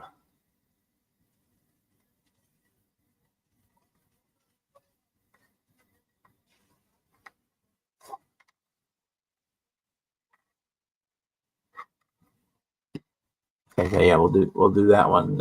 That's up on the short build, but that one will be done. We'll probably do it rattle can and a lot of hand painting on that one. It won't be no added detail parts, no spark plug wires. Well, I might do it and show how to do that with the solder and stuff,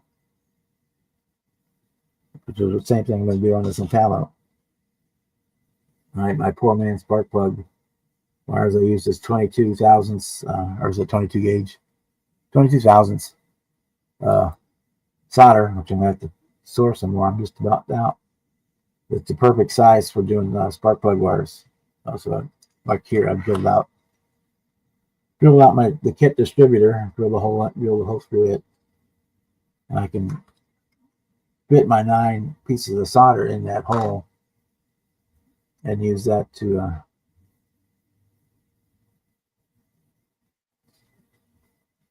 run my plug wires.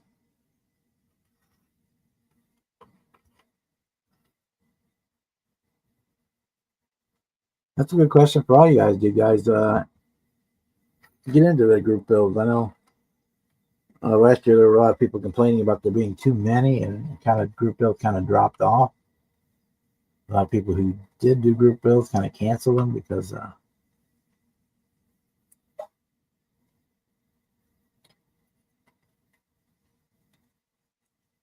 his interest seemed to be waning. I have definitely noticed that. Yeah, interest is in doing the group because I think it might be somewhat the pressure of doing it and getting it done on a timetable.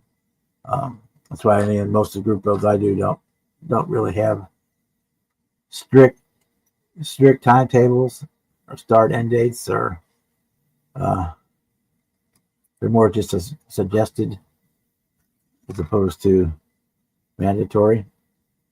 Even on my cancer build, which just runs the month of October, if people need to start it early or run late, there's no big deal there because it's just all about doing fun.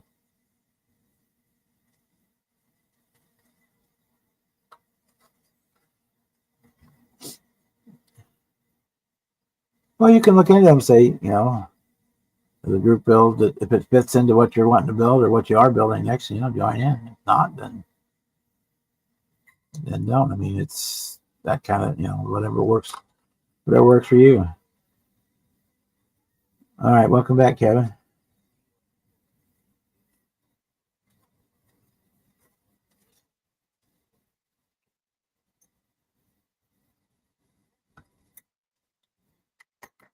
I just kind of look at it too as a buddy build on a larger scale.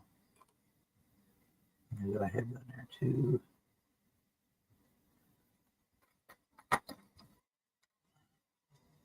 3, 4, 5. I need 4 more.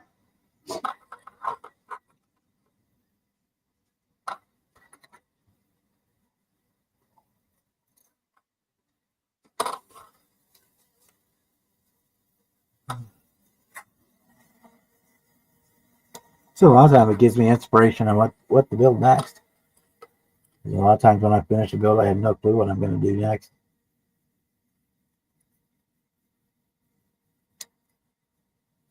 And a group mail will give me an idea. Oh yeah, I can do that, or I've got one of those, or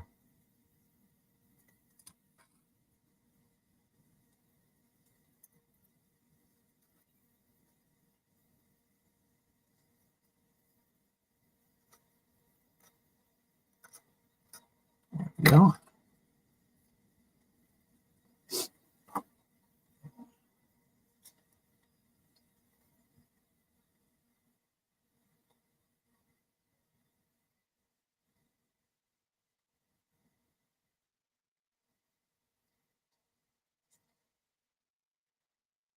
We're like Charlie Mack has the eggplant group build every year. That's one I always usually try to join in and do.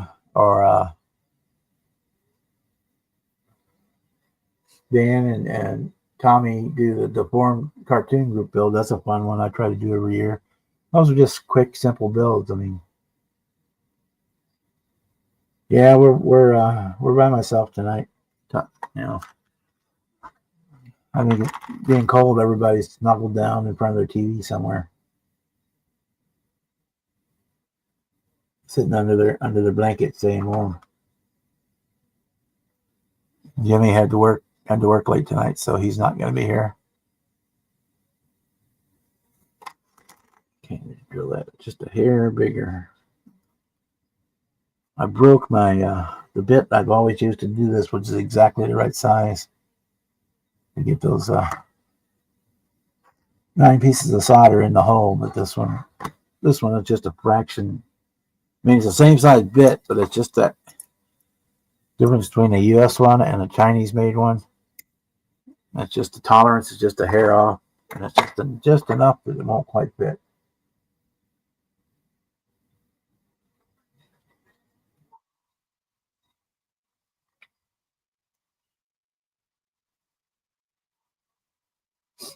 Yeah, so I'm already the show coming up in the end of March here. That's what I'm already kind of building for and thinking about what I want to build for it.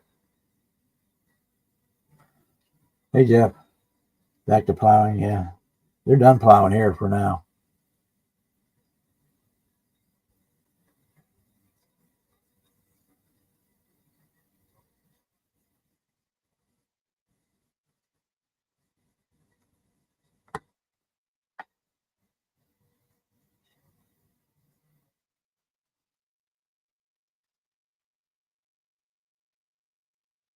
At least till Thursday night when it starts snowing again. Anyhow, there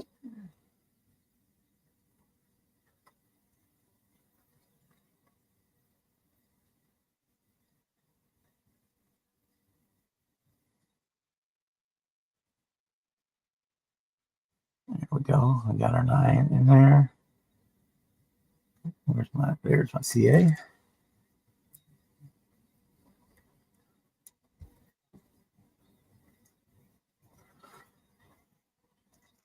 Oh man, I hate when it does that.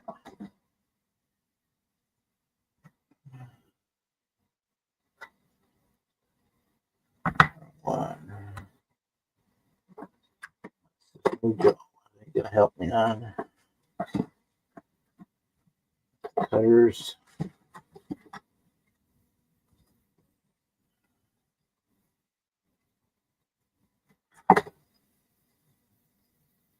This move jobs are not gonna help either. My My lid is stuck on my CA bottle. Looking for my pair of pliers. Those are dead dikes. It's not going to work. Those are the crappy screw nippers that I have that's stuck.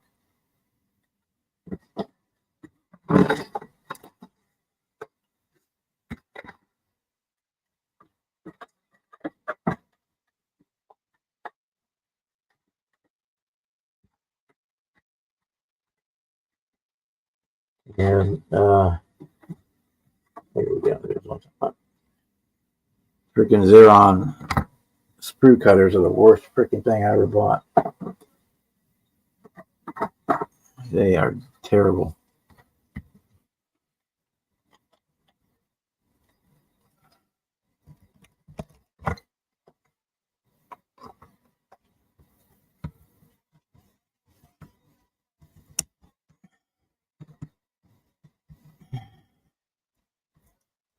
Yeah. Clean that out while it's open.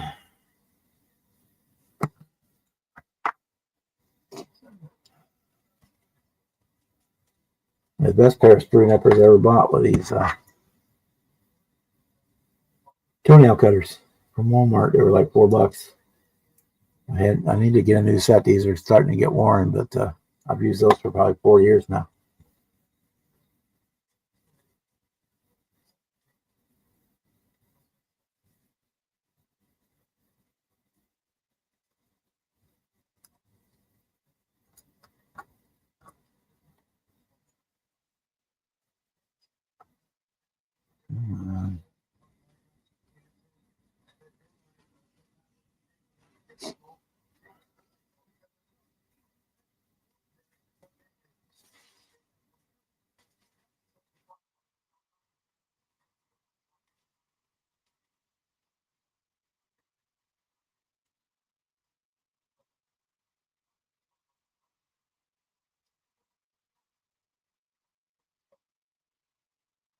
Yeah, got all 9 of them in there.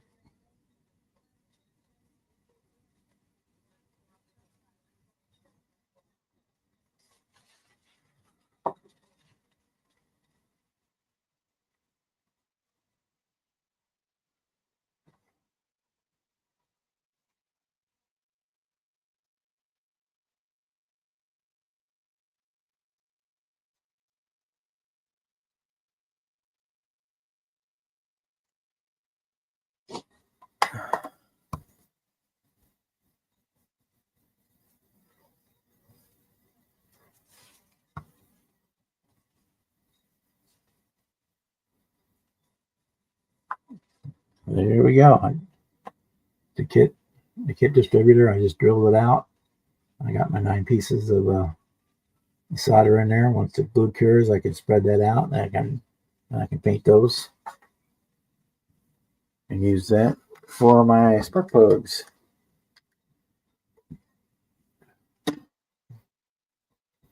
Let's see what's.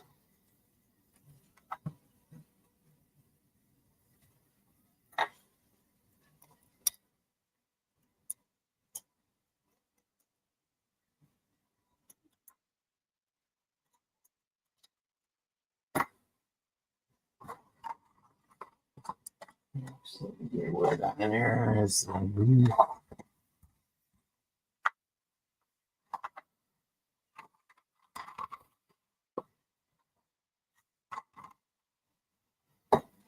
They are.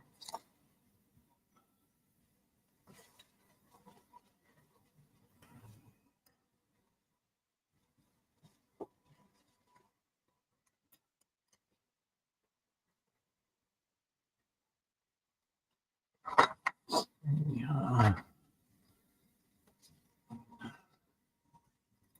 This. Let's put some of that in there and let that sit for a couple minutes. And I won't have to worry about sticking again. I'm going to be right back, guys. I'm going to fill up my water glass.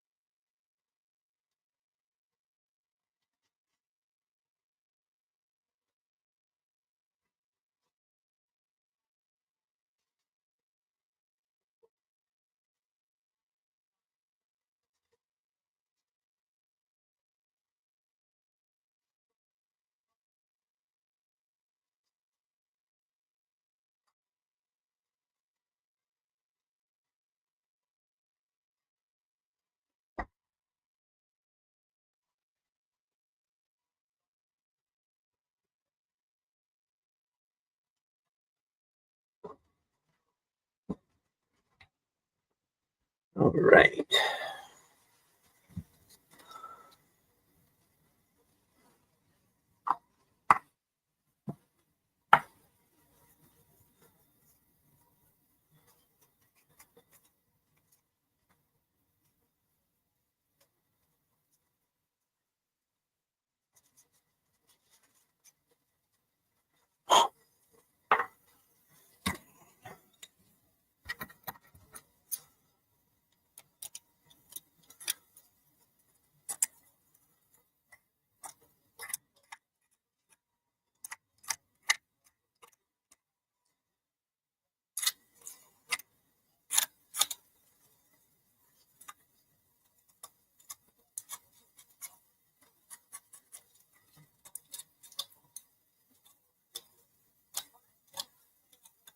That's where we're stuck. You can see that because it's new.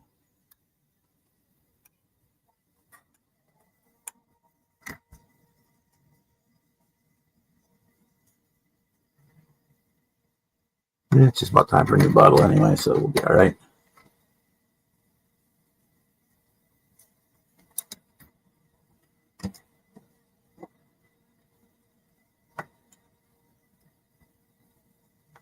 Okay, drill.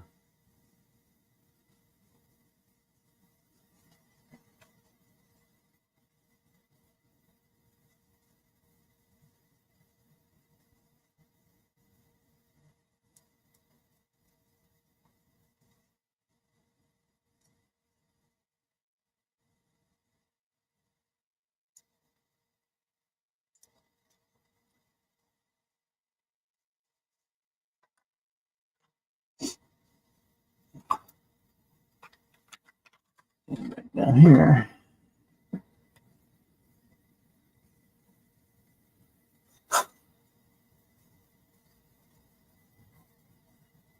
Yeah, they initiate a programmer out here where they the feral cats they catch them, either spay or neuter them, and then let them go, so that they can't reproduce. But then if they just take them out of the population, then it just kind of triggers a population explosion. But they seem to they catch them, spay, neuter, and then set them back free. Then they obviously they don't reproduce, and it doesn't trigger a population boom. And they slowly the population goes down slowly on them.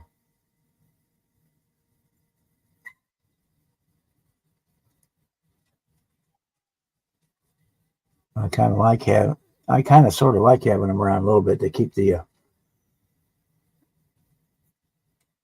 some of the other animals chased away, like the freaking armored possums. They keep digging up the yard. And armadillos are too big for the cats to eat, but they'll at least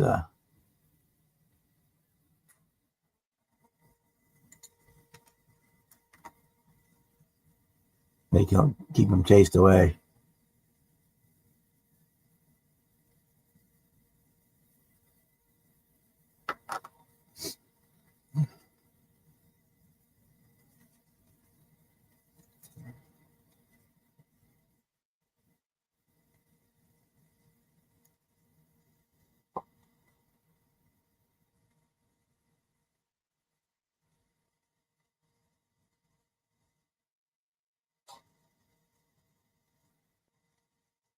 And on a farm, we always had cats just to keep the other pests and vermin down, control the snakes and the mice and whatnot. They weren't technically feral cats, but they weren't house cats. They were.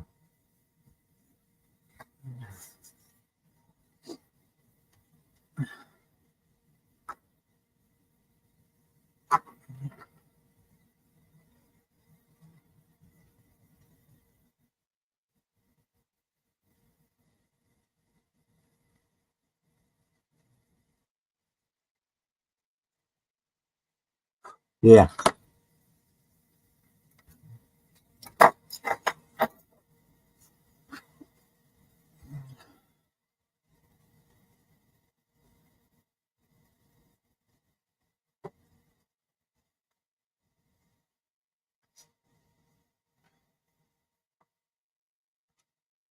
Well, my mama's allergic to cats as well.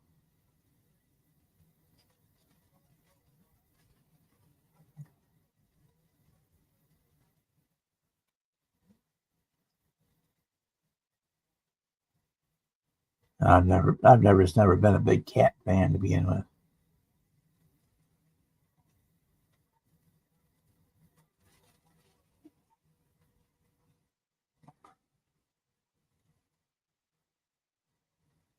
So I know they serve their purpose, so that's.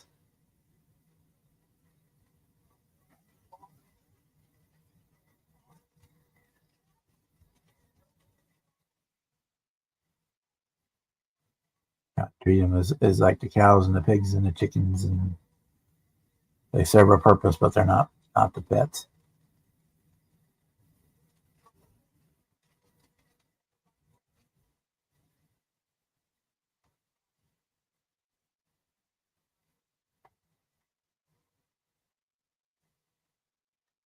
Okay, so there's our distributor we made with the coil wire just by drilling out the kit part.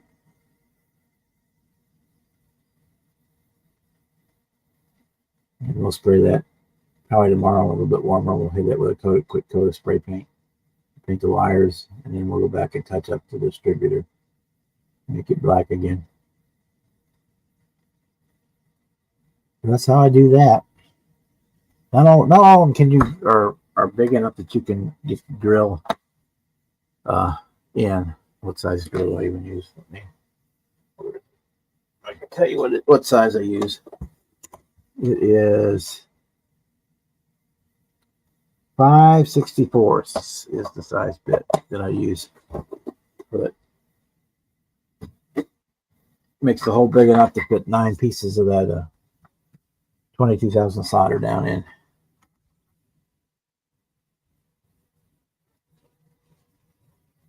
Look at the manifolds to see where. I know where they should be, but where the kit wants them to be.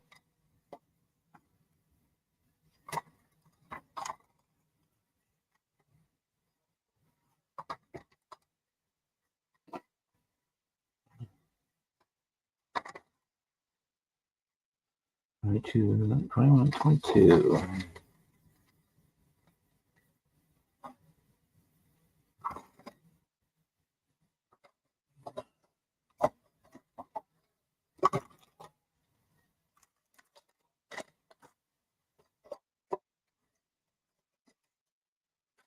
Oh, that's why Jason went to go have dinner, because the Blues are in Minnesota playing the Wild, so he probably went to go watch the hockey game too. We caught on. Now we know. That's all right. I can't blame him for that. If I weren't here on live stream, that's where I would be, is sitting watching the hockey game. Here are my manifolds.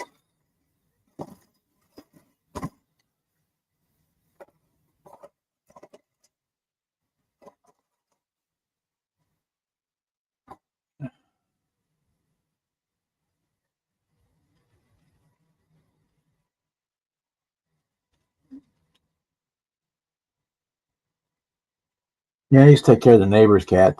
They had his house pets, but yeah, never really considered cats as my pet of choice.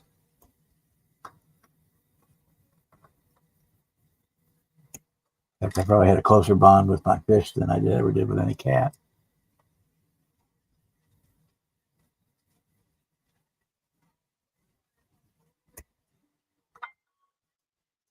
Now, I've eaten cat. I don't have any issues with eating cat.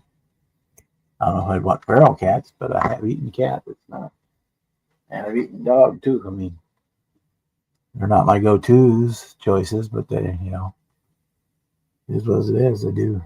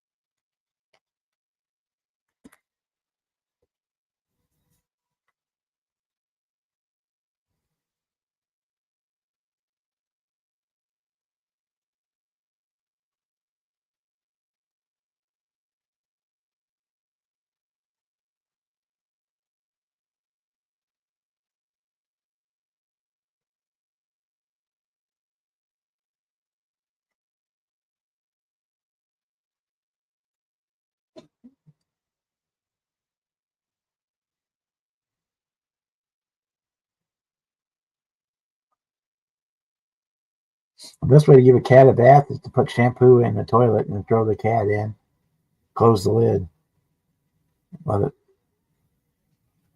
foam itself up and fight to get around, and then once after that you flush it, it rinses it off, and you let the cat out. You don't have to worry about seeing your toilet is clean, and you don't have to worry about seeing the cat for 3 or 4 days.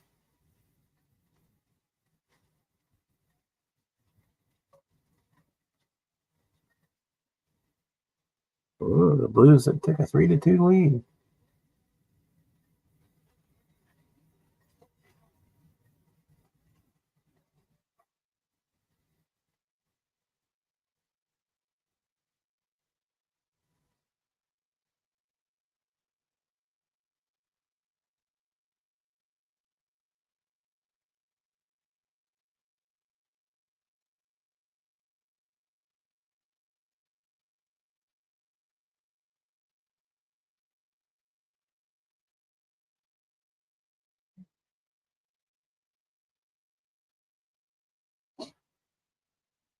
Yeah, kind of a swirly, yeah.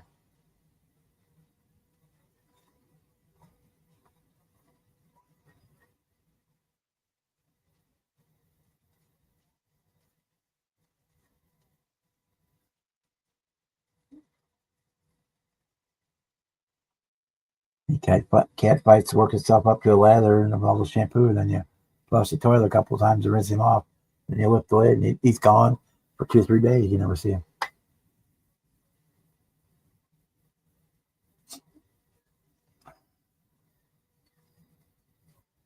No, I would never do it to it, but it would be funny as hell to see it.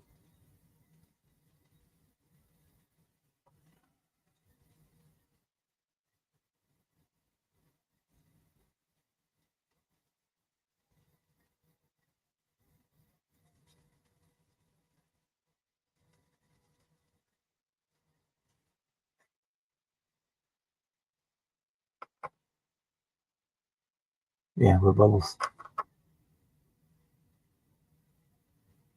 So that's why you flush it 2 or 3 times, because that the water will rinse all the soap out, rinse the cat off.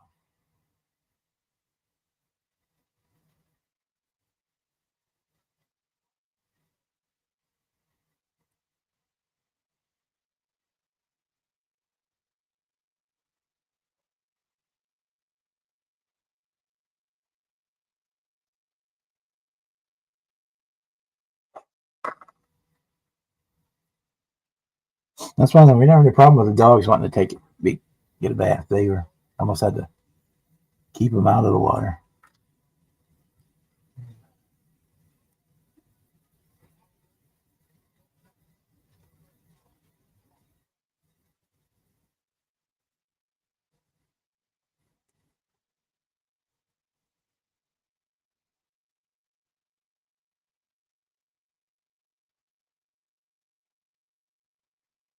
Wow. In fact, all 3 of our Dalmatians, all you have to do is say, "You want a shower?" and they go in there and stand there and wait for you to turn the water on.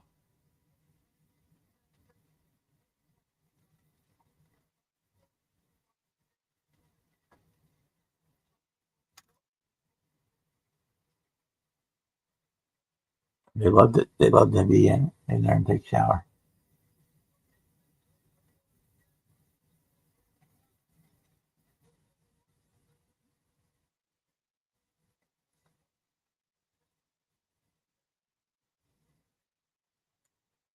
In fact, if you left the bathroom door open when you went in to take a shower, before you turn around, there'd be a head poking through the shower curtain, wanting to know if it was okay to get in.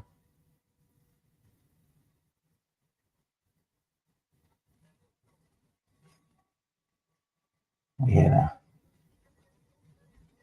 kiddie pool out in the yard that we filled for them every year, every summer. They'd hang out in the pool all summer long. Whenever they got hot, they'd go. Depending on how hot they were, they either just stand there with their feet in it. If it was really hot, then they'd get all the way in. Or if they were getting bothered by bugs or whatever, they'd get in and roll around in the water.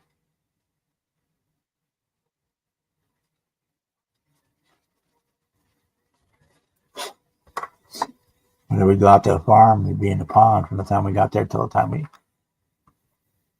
were ready to leave. I'd have to ride in the back of the truck on the way home because it'd be so wet and messy.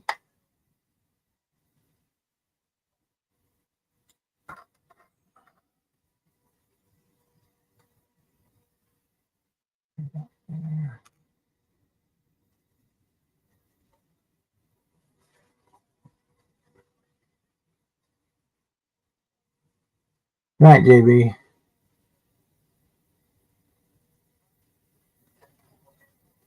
Yeah, we're gonna. What time is it? We're gonna go about 10 or 15 more minutes as soon as I get these 4 holes drilled in.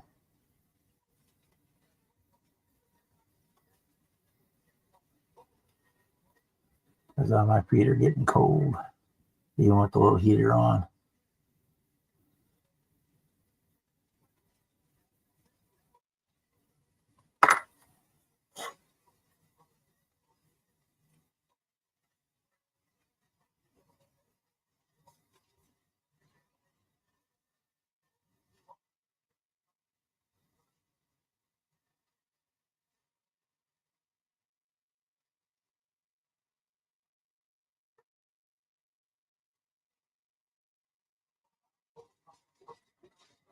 Those Dalmatians had short enough hair, you just hit them with the towel once and they were good to go. Didn't need a blow dry them. What's next? Once the 65 Impala is done, I'm going to start on the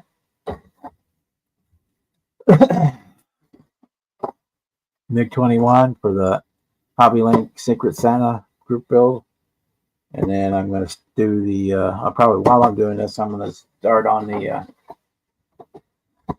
basic build on the 55 Bel Air for Norm and Ed's basic build series. And then after that, who knows?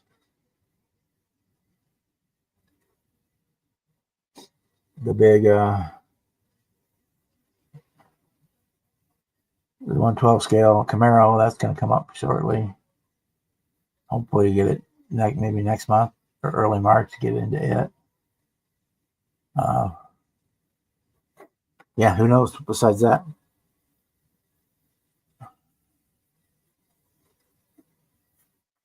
It's the same.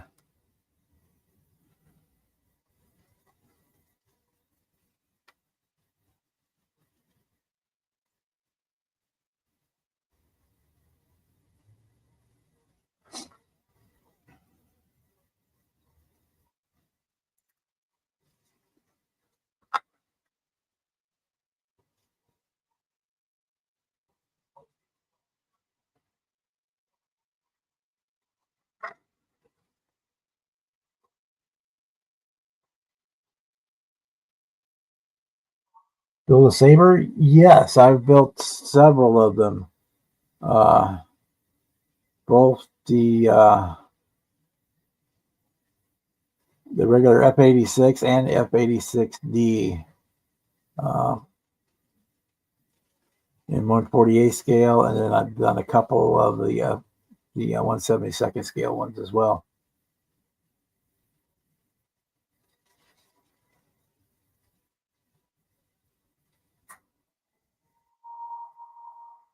The F86D was the old monogram kit.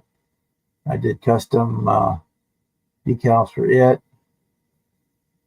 The regular F86 was again a monogram kit, but I bought again the aftermarket decals on it.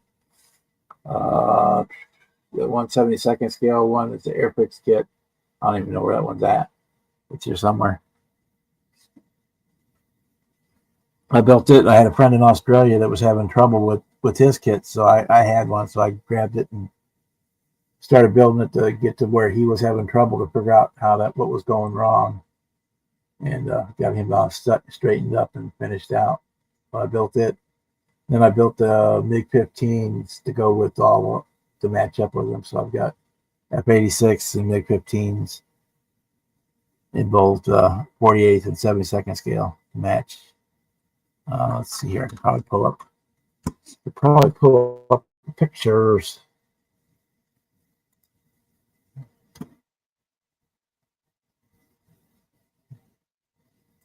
The pictures completed builds.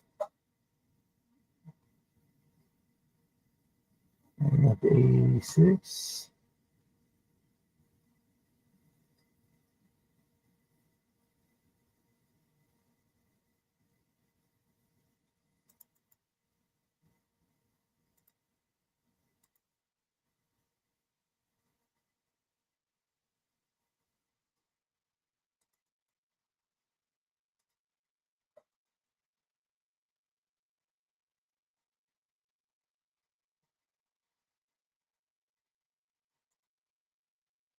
to the MiG, because the MiG probably has pictures of both together. MiG 15.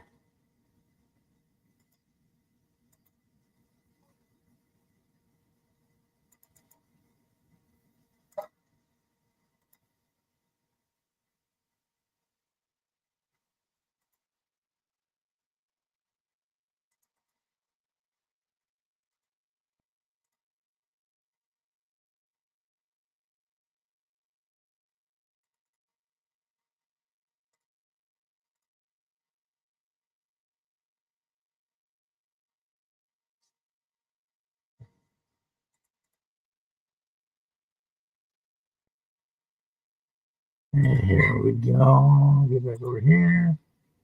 Present. Share screen. Window. There we go. Share screen.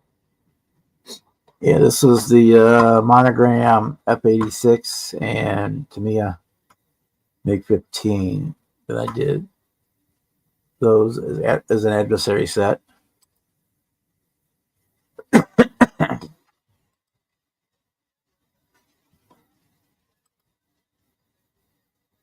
That was my first foray into using extreme metals. It was when I did the MiG 15. And then we go back here to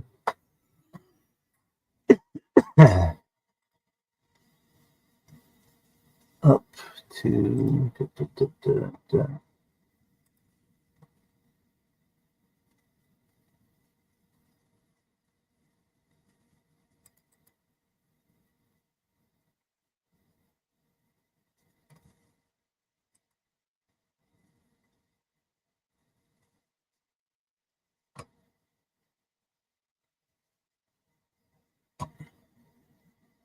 find them here.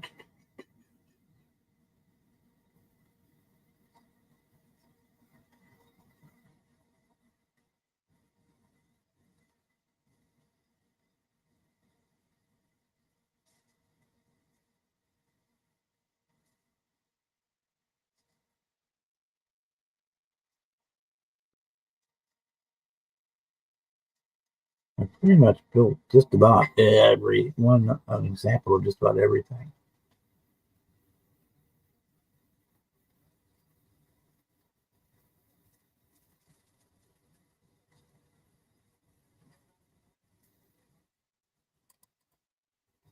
Here's the Airfix Saber.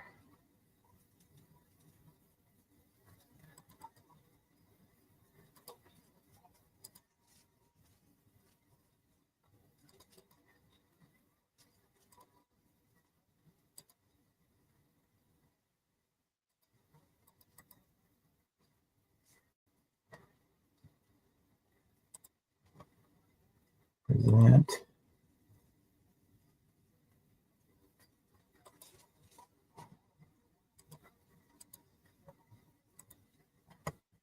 And this is the John Glenn's F86, the MiG Mandarin. That's that 172nd Airfix.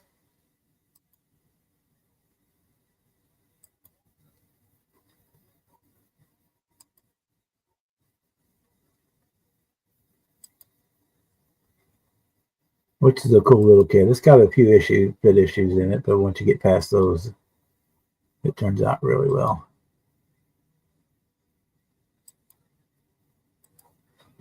And then we go to the F86D.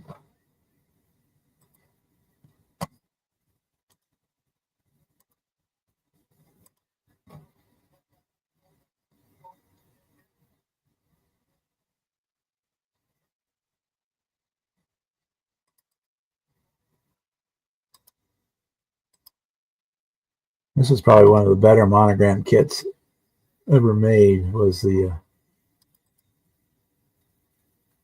D kit. I think they had it made for them in Japan. I think it was made by Tamiya for them. I don't want the tug. I want There we go. There's the right one.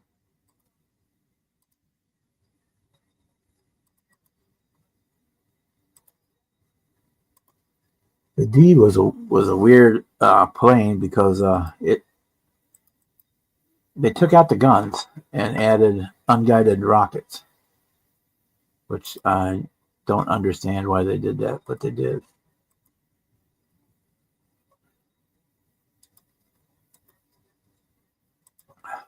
So how you could have an effective fighter interceptor that had no guns, just this little tray down here retracted into the fuselage, and it had just a bank of Zoomies unguided rockets that could fire.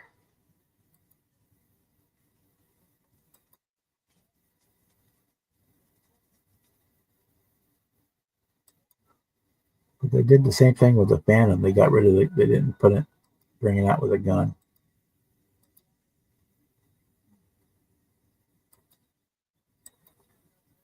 And this one was done for a group build for, I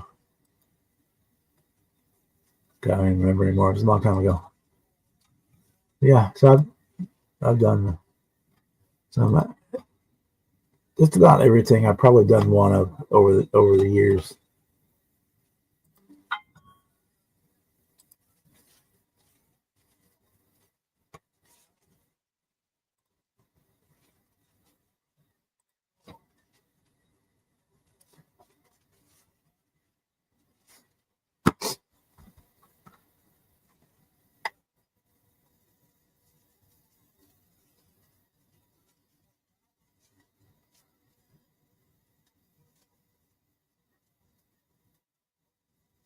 I built a lot of the World War II German airplanes too, but they're not politically correct to show anymore, so people have a fit. So I don't generally even bring them out anymore to shows or anything because people have bits over them.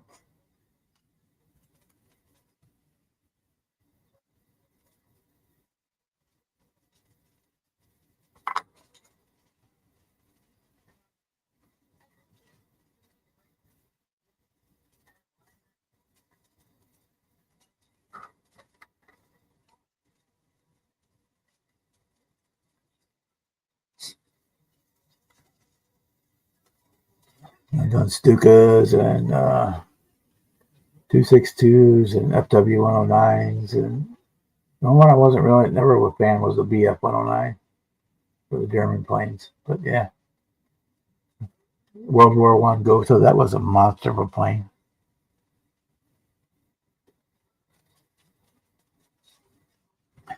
Yeah, I've built many Phantoms over the years. I built one last fall.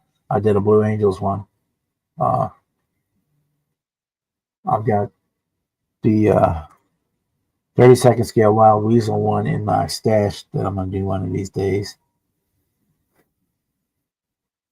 It used to be my favorite military jet.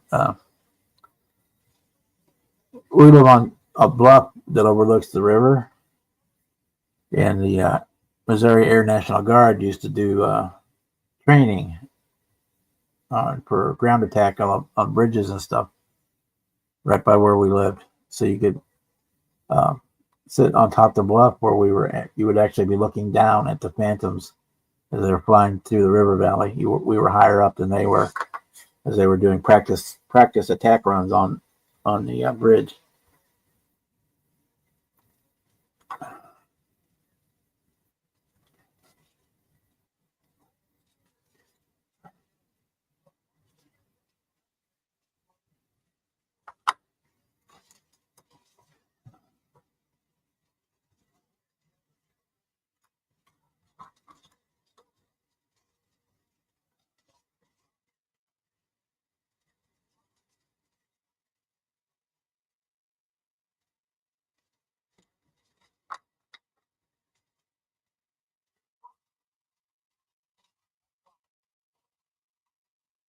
In fact, I built on, let me get just a second here, I'll grab it. A Phantom diorama that I built based on a friend of mine's, his actual airplane.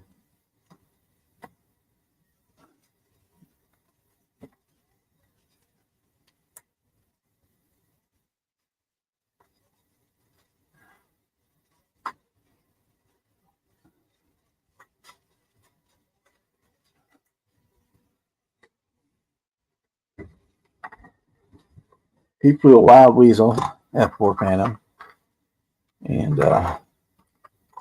he got pictures of it out after it had been retired and was out in the desert in storage of his actual aircraft. And he sent me the picture of it, and I built the diorama based on that picture. What these were giant foam blocks that they put around, they strapped around the airplane so they could run their cables for lifting the planes to move them around the yard. Because this one hadn't been fully processed. When his picture was taken, his hadn't been fully processed yet. To where they had to put the plastic over the windscreen and canopy and all that good stuff, and it still had missile rails on it, and it still had tanks and whatnot. Hadn't been removed. The wheel gear was up and it was sitting on foam blocks, but yeah. So but yeah, it had all the markings that had been painted over. I apologize for the cobwebs and all the dust on it, but yeah, that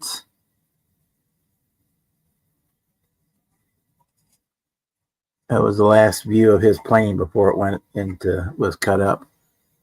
His wasn't turned. A lot of them were turned into drones for target practice, but his wasn't. His actually got cut up. I think he still has that canopy, one piece of the canopy that he managed to get from his plane. Yeah, I'd say last fall I built the F4 Blue Angels.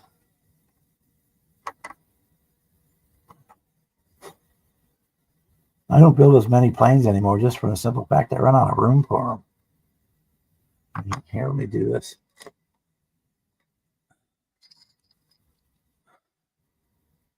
I mean, those aren't, I've even got more in storage, but those are ones that are out on display.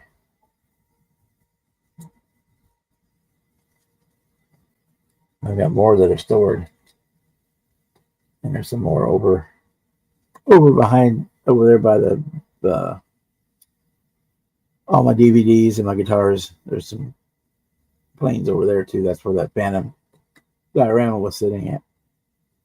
But yeah, I don't build as many planes anymore just because I'm running out of space for them. You can only hang so many from the ceiling. I've got all those up there too. I mean, they run all along the ceiling. Down here, I just run out of room for them, so I don't do as many planes anymore.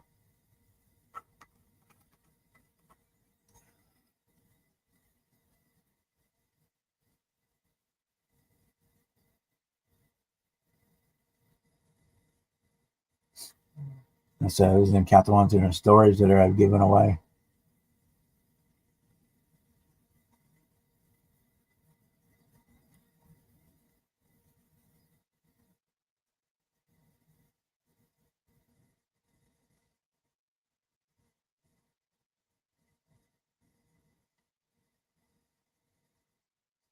But if you wanted to join into the Born in 65 group build, an F4 Phantom would be more than welcome. Because I said the Vietnam conflict was going on and air war was going, so Phantom would fit right in.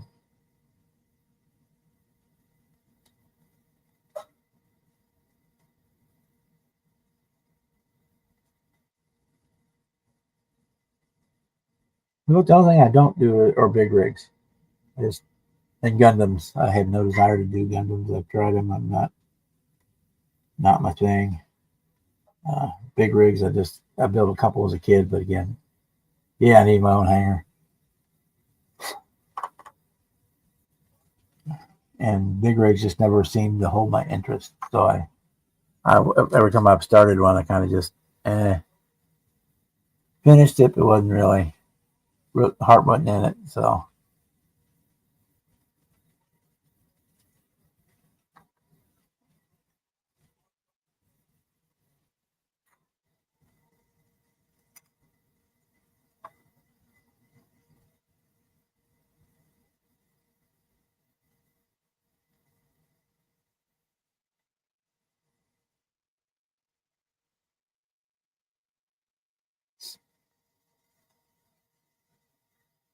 Pretty much anything else I'll build. I have no issues building.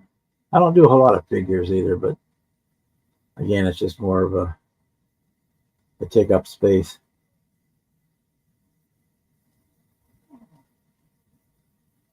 I do a lot of the cars just because they're like the one thing you can build that goes back into the box once it's done.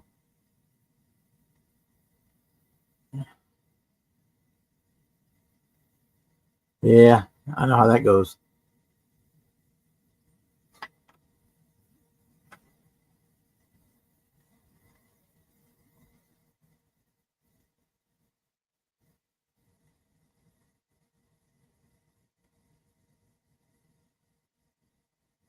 In fact, there's only one model upstairs of mine. And that's Darth Vader. He's in the dining room on top of the china cabinet.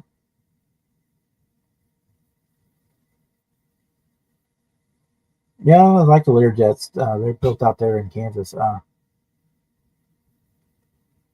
want to get one of the starships, but they want so freaking much money for them for the kit, the Beechcraft Starship.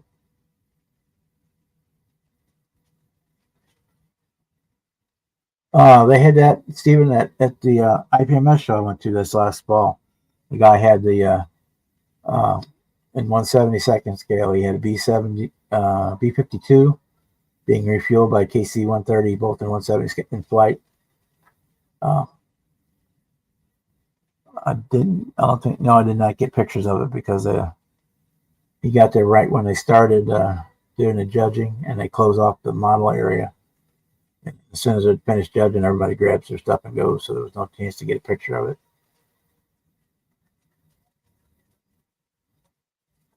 Yeah.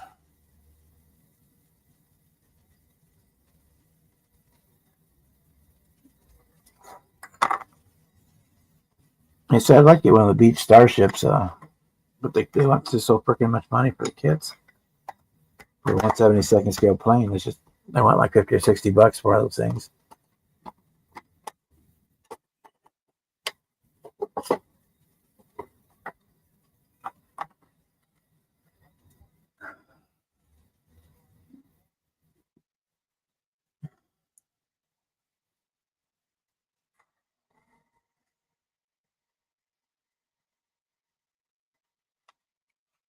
The company that builds Learjets builds auto parts too. It's the Gates company makes Learjets.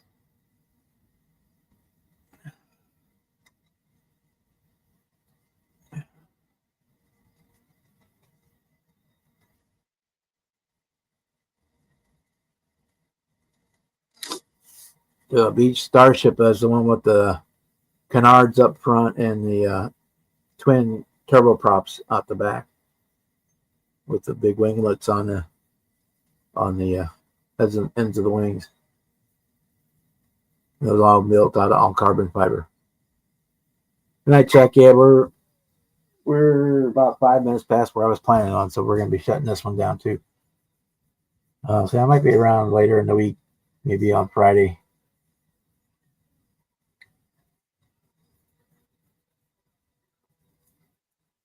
Yeah, to do the bare metal foil on DC3. Yeah, that's a lot of foil. I've got one. What I'm going to do was the RD4, which was a Navy version of the C-47. So it was painted, pretty much all painted. There was not much bare metal on it. It had a white and silver fuselage and silver wings. It was all painted, so it was not to use much foil on it. Because I have a weird brain worm back there in my brain that I want to do in 1/48 scale. I want to build one of each of the aircraft that appeared in Black Sheep Squadron.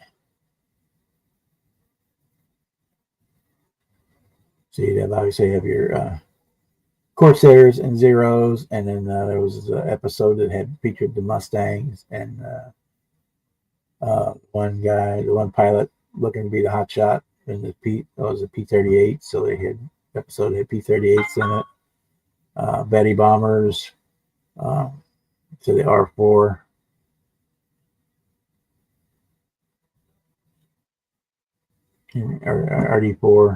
RD4. Transport plane was in pretty much every episode. Few episodes had General Moore's C-45, which was the twin-engine Beechcraft. There were a few episodes that had the L5 in it, which was the little Piper Cub observation plane. They had the Texan trainer in one episode, B-25s in one episode, and B-17s in one episode. So there's a whole series of planes from that one TV show that I'd like to do. Yeah, if I want to do something big like that, I'd probably actually just use actual aluminum foil. Get the rolled aluminum foil, and the Microscale makes the glue for that, or you can just use like canopy glue. But they make a glue that you can spread on it, and it works the same glue that they put on the foil on the sheets.